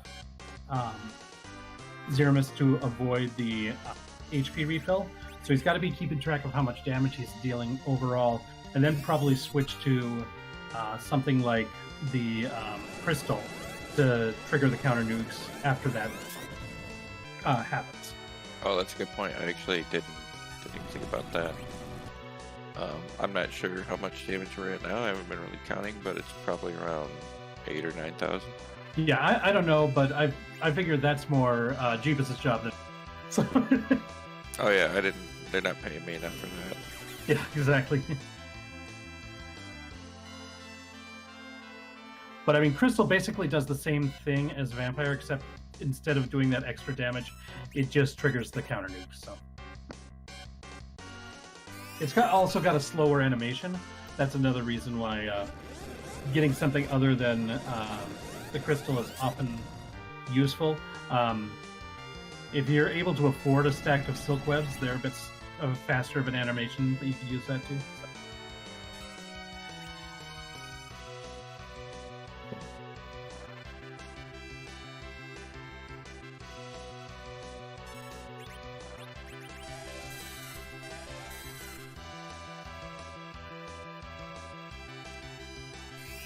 Looks like it's going pretty smooth so far, but I can definitely see how this is a much slower route. Yeah, it's useful on these seeds like this where you're going to be presented with the ability to go to the Zeramus fight really early, and you've got access to Edward. That's kind of the key factors that makes this useful. If you get further than that, then basically if the grind was easier, if you've got better characters and things like that, then doing either like a Reflect, a Hybrid, or a Berserker strat is generally going to be faster. Joseph Mano, does the veil stay on under black hole until black hole? Until black hole, but once black hole hits, Jeebus needs to reapply the star veil. Looks like Pineapple decided to go open that package up, and we see a Rosa there and some CPUs flying around. Yeah, those computers just want to burn down the city. I guess Skynet is here. Interesting to see this play. I guess he doesn't feel super confident with his team quite yet. Hopefully he doesn't think there's anything else that he's looking for.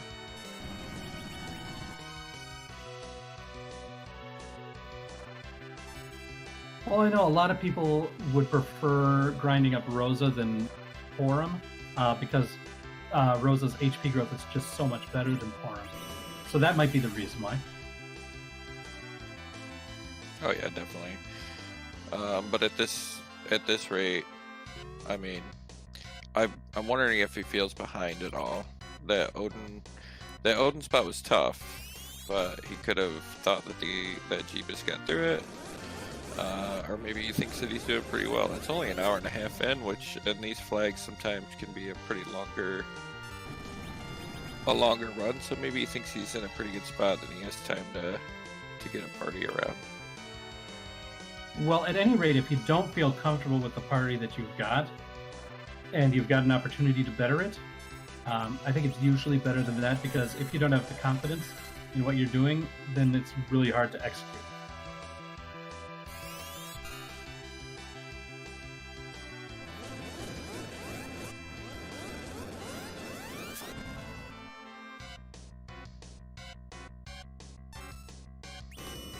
Oh, if you've got a spoon on Edwards the Cid, then you'd probably rather berserk with it. Unfortunately, in this flag set, there is no spoon word, so that's not going to happen in the Fabul Gauntlet.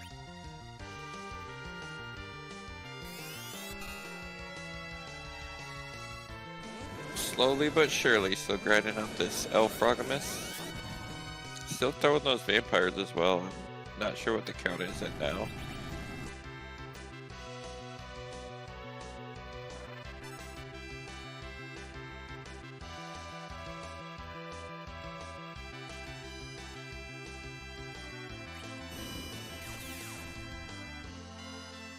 Zoom Waffle, how does the strat deal with Medio in the last phase? If you pull off the strat right, you're not going to see Medio, because you're going to kill him before the first HP refill with a reflected nuke. So you'll never get to the third phase where he uses Medio.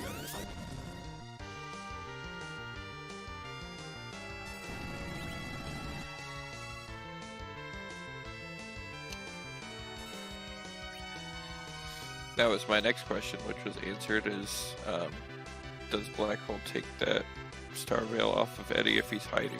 And it looks like no.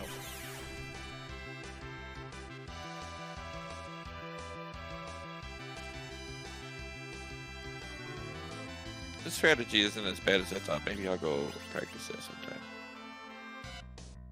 Yeah, it's just making sure, like, if you get in the right rhythm, then it's not, like, nothing that's in it is difficult, but making sure you keep that timing and that rhythm up for the entire fight is what's the difficult part about it, especially if you're using these vampires and having to keep track of the damage throughout it too, and making sure you switch at the right time and everything.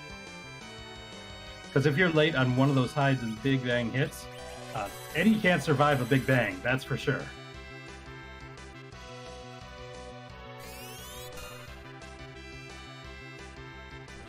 Looks like Pineapple's going back to the eggs. Yeah, now with Rosa in tow, ready to grind up, and then probably head down to defeat the Dr. Luge, and then do the Zeramus right afterwards. So probably going to be grinding up all, I guess.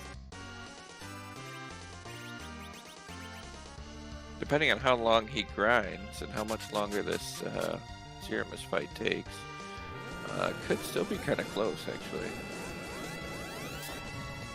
But I don't think that this Frogmas fight is going to go too much longer. I'm not sure.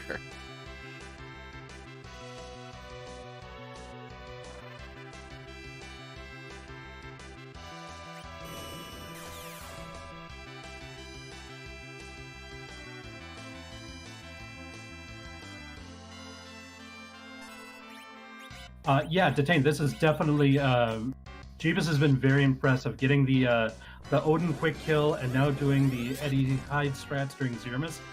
Very impressive to see him do this run. And we see there the switch from the vampires to the crystal now. So it looks like he's entering the last part of this.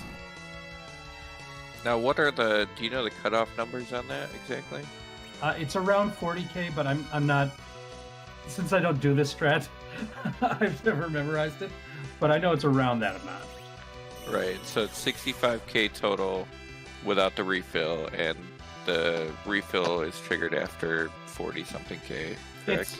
Yeah, there's like a window in which if you do a direct damage, it'll trigger the refill.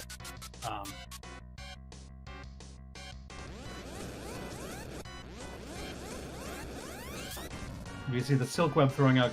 Basically, either the silk web or the crystal does the same job, triggers that nuke without dealing damage to El Frogamus.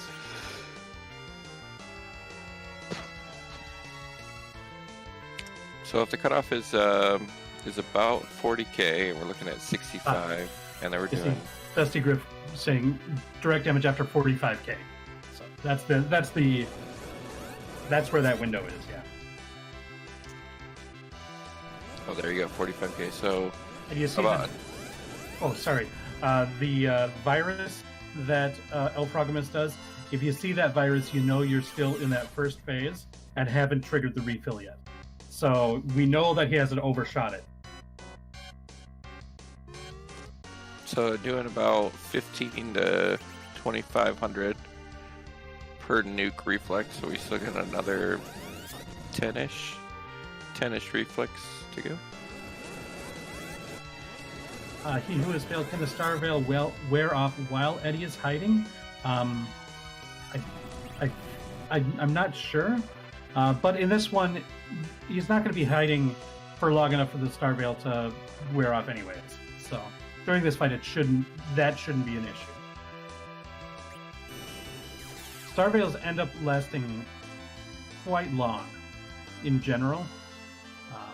Not forever, of course, but in this fight, it's if you're going to be doing damage, you have to pop out. So I believe the Starfields wear off based on the number of turns that the person who was wearing the Star Veil takes. I think that's something I've read once upon a time.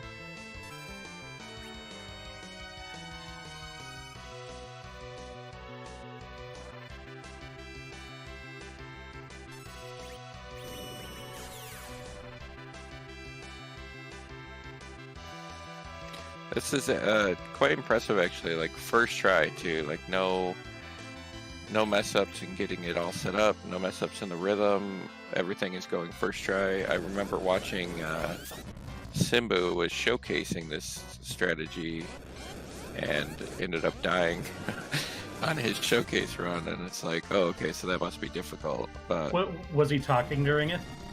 Oh yeah. Yeah. That if you're not concentrating on it, it makes it a lot easier to slip up on almost anything on stream is what I found. But I don't think this is the sort of strategy in a race like this that I think you'd only pull out if you feel really confident in your own ability to do it. Because if a mess up happens, like if he misses, if he gets hit with a big bang now, that is a lot of time that he sunk into one fight. And that's all time for the Pineapple Salesman to catch up during this grind. Definitely. Yeah, this has been going on for almost 20 minutes at this point. Yeah. So like a 20-minute setback is huge in this race, especially.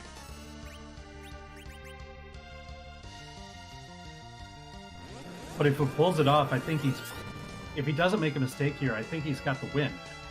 It's just, will he be like... Everything looks good now for him, so I hope everything stays well for him.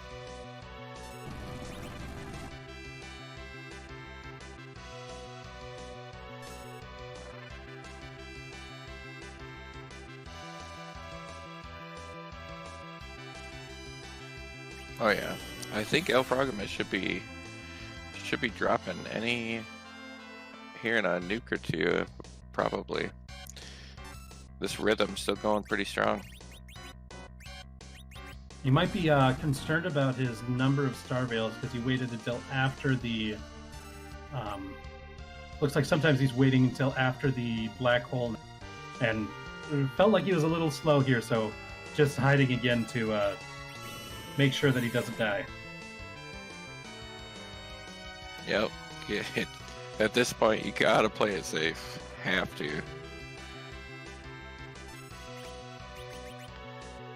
Got hit with the black hole there. Gotta restart Veil.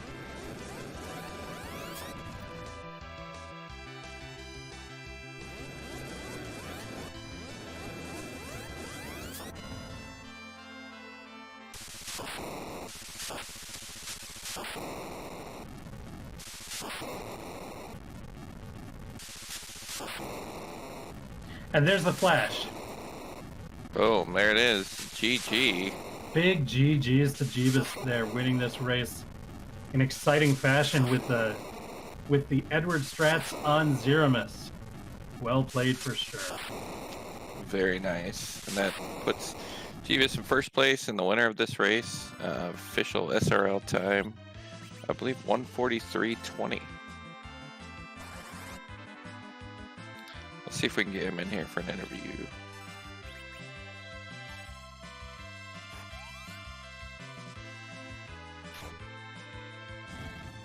Yeah, that was very well played. That Odin was the big gatekeeper in the middle of this seed. We saw Jeebus take care with the thunder striking strategy with the timing and using Kane, Blink, and getting enough HP to survive the Odin attacks and curing up, and then using that Thor Rage to trigger the insta-kill on Odin. Very impressive there. Found Eddie in Dwarf Castle and thought, I'm going to do Edward strats. Went straight to Zeramus, and we've got that done. Big game, big win by Jesus here. Jeebus. Oh, yeah. That's okay. And now Pineapple Salesman has done a lot of grinding. Looks like gonna head down and take on this Luge fight. Probably just gonna be pure reflect strats from that side. No Eddie to be messed with. Yeah, Pineapple Salesman had the option of recruiting Eddie, decided not to, which is totally understandable if you're not familiar or practiced with those strats. Eddie can be a big liability in the final fight rather than a boon. So in a situation like that, getting somebody like Rosa, who Pineapple Salesman was able to find behind the package, is going to be a lot more useful for that final fight.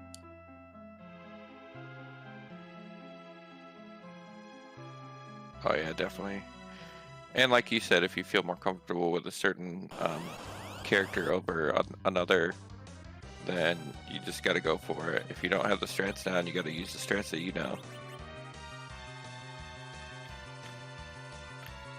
I would say if it was myself running the seed, I'm pretty sure Jeebus would have smoked me because of those strats. Yeah, I think it would come down to how soon I would be able to take out Odin. Because I think that's the big thing. If you're able to get that down, find those sirens in the underground, grind up, you might be able to take out Zeramus before the time that Jeebus took, but you'd have to be able to kill Odin relatively early in order to do that. That's going to be a time sink. Oh yeah, definitely. That would be my only saving grace, I believe, in the seed, is if I could have managed to take Odin down quicker. But luckily I'm not racing the seed, and we don't have to worry about that.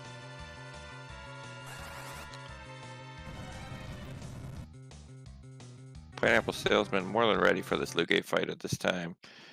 Did get that Belknap down pretty early. Hopefully he doesn't trigger the combination thing. No, there it goes. Going into phase 2 of the Luge fight. aka the real fight.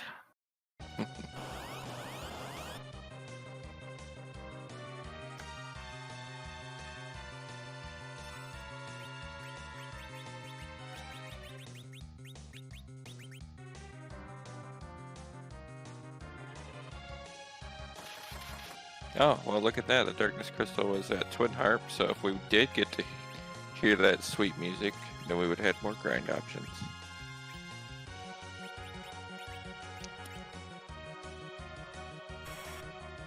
That would have been fun. But at least we saw the Job Dwarf today, so. Looks like Jeebus is having some technical issues with his mic, so no interview today. Boo boo. But still, all things considered, as we mentioned a few times before, very well played by Jeebus. Moving on in the Swiss at the 1-0 bracket, or not bracket, but at the 1-0 level. Swiss rounds means that you're going to, whenever possible, be playing against somebody who's got the same record as you, so going to be playing against another winner next week, and that should be really exciting. Just if he's able to pull out strats like this, he might be formidable for the rest of these Swiss rounds and into the bracket. Oh yeah, definitely. And after watching this race, I won my first race, and so now I'm just kind of crossing my fingers. Oh, now you're just going to rub it in against me, aren't you? You won and I didn't. Well, hey, look, now you don't have to worry about having to go against you next week, right? That's true. And I do. Who knows what other these fantastic strats he's going to pull out.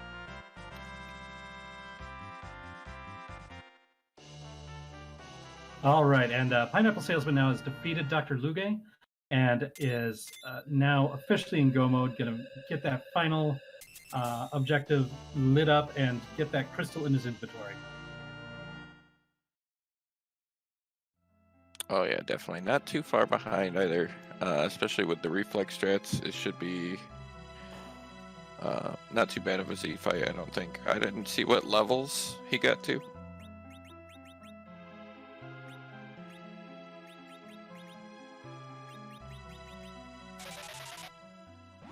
Looks like mid to upper 40s.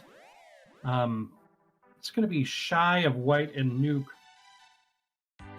But, I mean, it's still a doable fight.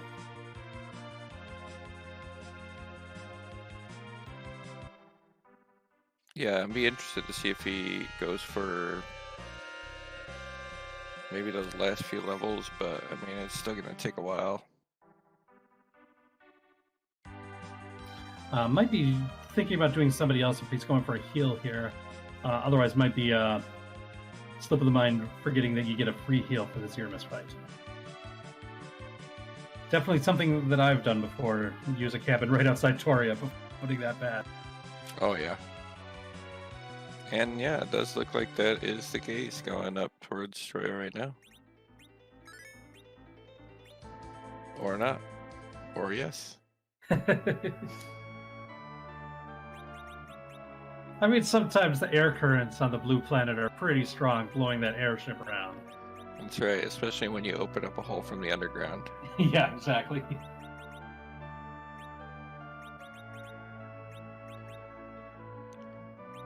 Checking some stats, getting some party members all together, but Pineapple Salesman hasn't saved. I don't believe he's saved since before the Luge fight, so is he going to turn around and remember? Nope. In our chat, Detain said that he did save, so... Oh, he did? Hopefully he either saves, or even more so, hopefully he just crushes Zerabus this first. That's what I'm putting my money on.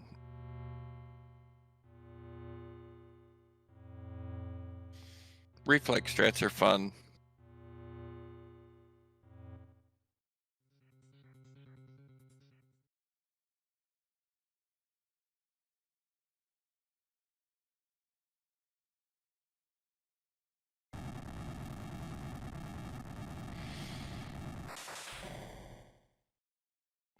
I didn't see, did Pineapple Salesman get the lunar frogs on the D-Lunar fight? I do not believe so. I think he was going with magic to defeat it. Oh, okay. Well, if he was avoiding that strategy, then he will be sorely disappointed because he's getting them anyways.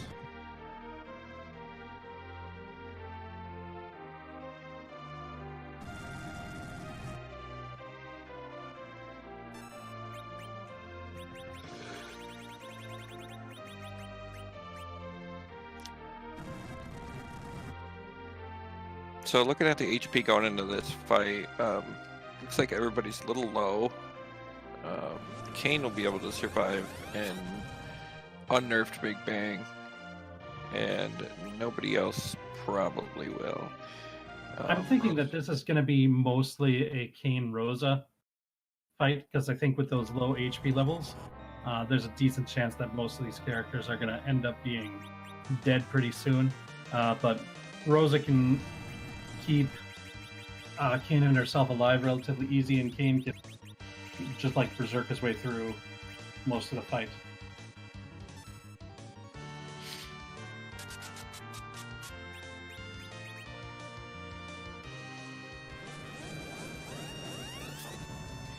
Now, if you could properly nerf every single Big Bang that comes out, then you might have some more firepower, but like we said before, nobody's rocking the nuke or white magic.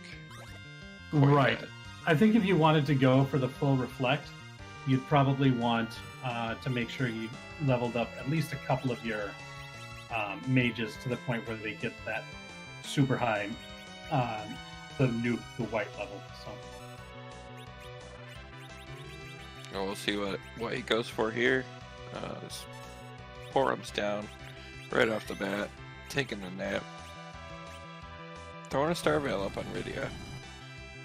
Yeah, gonna probably reflect as much magic, like maybe the level 3 elemental spells from Palom, off Rydia while he can. Yep, until Rydia goes down. It makes sense.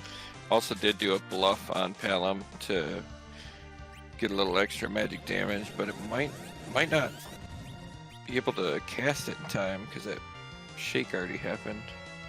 Looks like he's trying to nerf another Big Bang. Oof, that was a rough counter nuke, though. Oh my goodness. Nuke going straight on Rosa, and Rosa's going to be down. He was able to nerf the Big Bang, so Rydia and Palom both still alive at this point. So should be able to recover. We're going to get a little bit of extra time here because we're going to get that that black hole coming out next.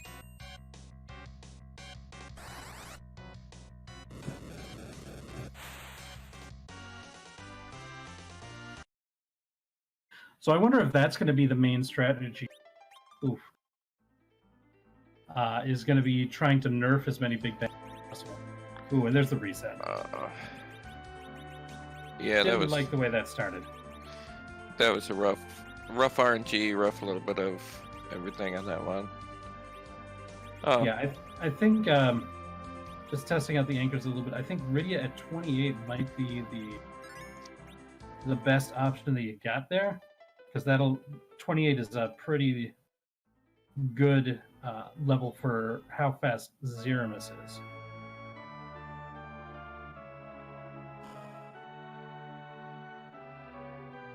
Going into the castle instead, just a little sightseeing tour. That's another thing that I know that I've done.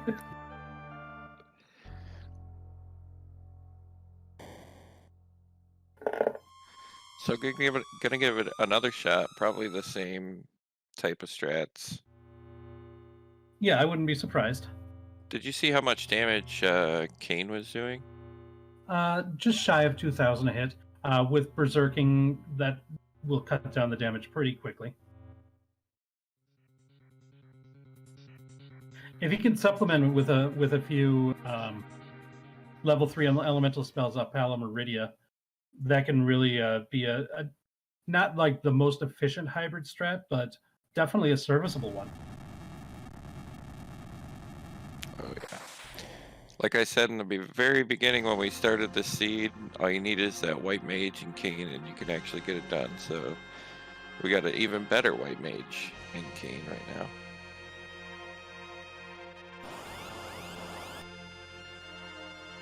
I'm waiting for all the Porum fans to attack me in chat because I said Rose is better.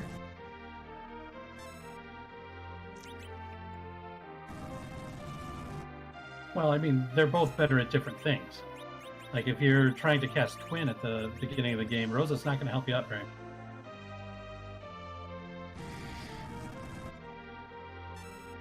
Oh, I suppose, for those little things, but just like in a general sense, I think it's there's a clear winner here. I also really like to have access to the exit spell without having to do the Tower of Zod. Okay, that's a good point. But if I'm fighting Zeramis, I'd rather a Rosa. So, I'll go with you there.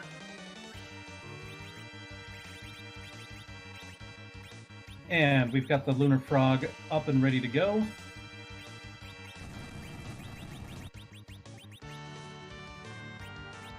Looks like Porum's going to be holding on to that Star Veil this time.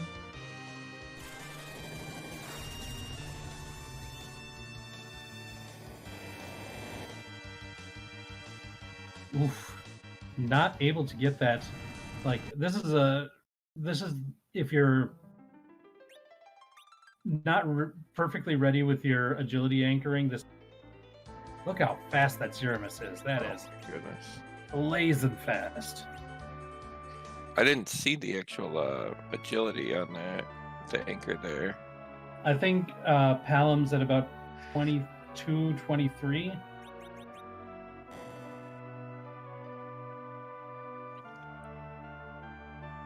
Gotta go straight back in. No changes. Just gonna try to get that Silk Web out earlier. He did adjust his battle speed down from a 2 to a 4. So that might give him a little bit of extra time.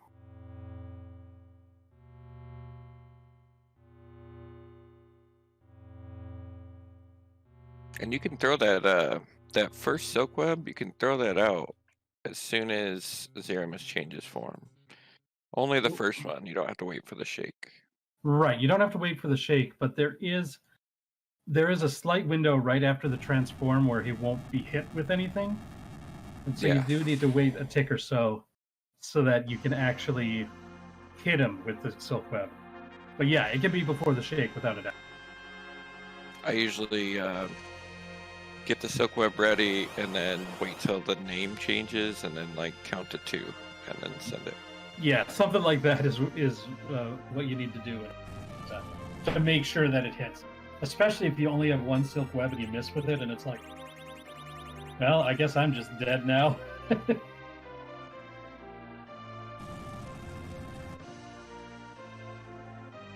All right, we're back in here. Come on. Third time? Yeah, third time's a charm right here.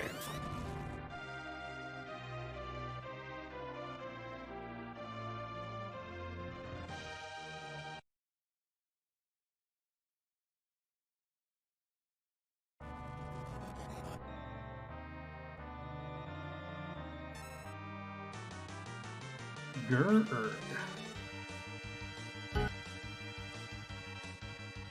Whenever Zeramis says that Gur arc, it makes me think of the thing that's at the end of those TV shows.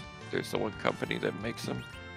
Oh yeah, the Mutant Grr. Enemy. Yes. Yeah. That's Joss Whedon's thing. Yeah. Yep.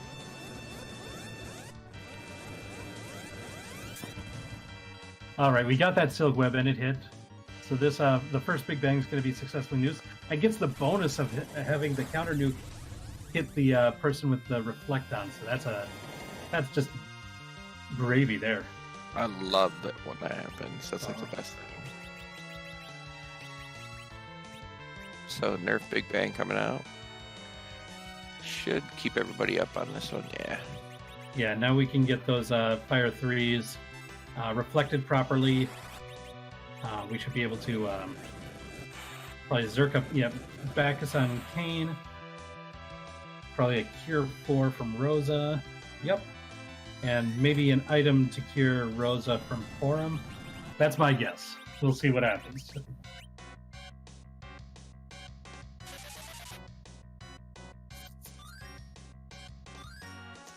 Well, we saw a shake, so it looks like Pineapple Salesman's going to try to nerf the next Big Bang with another Silk Web.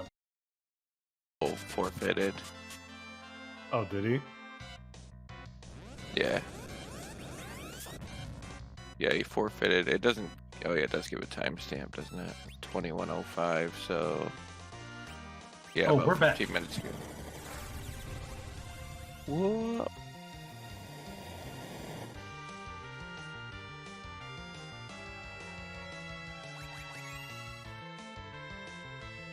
And coming back in to see everyone. Oh, Caden's still hanging around. Ooh. Lost to the target all virus. Oh, virus. Yuck.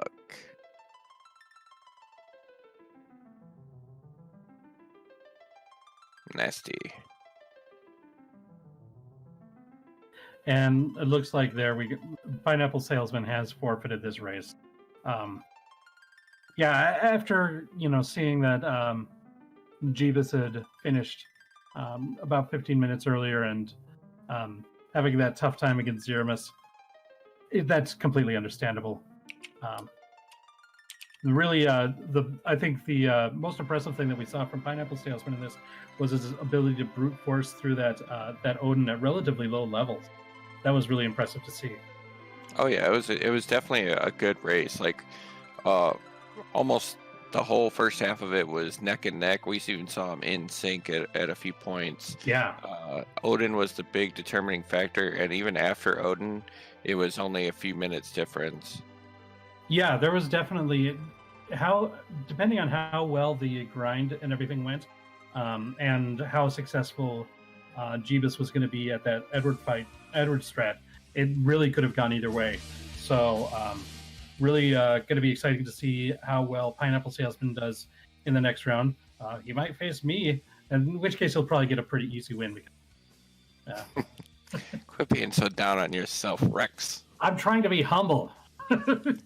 But what we're going to do right now is take you to a race.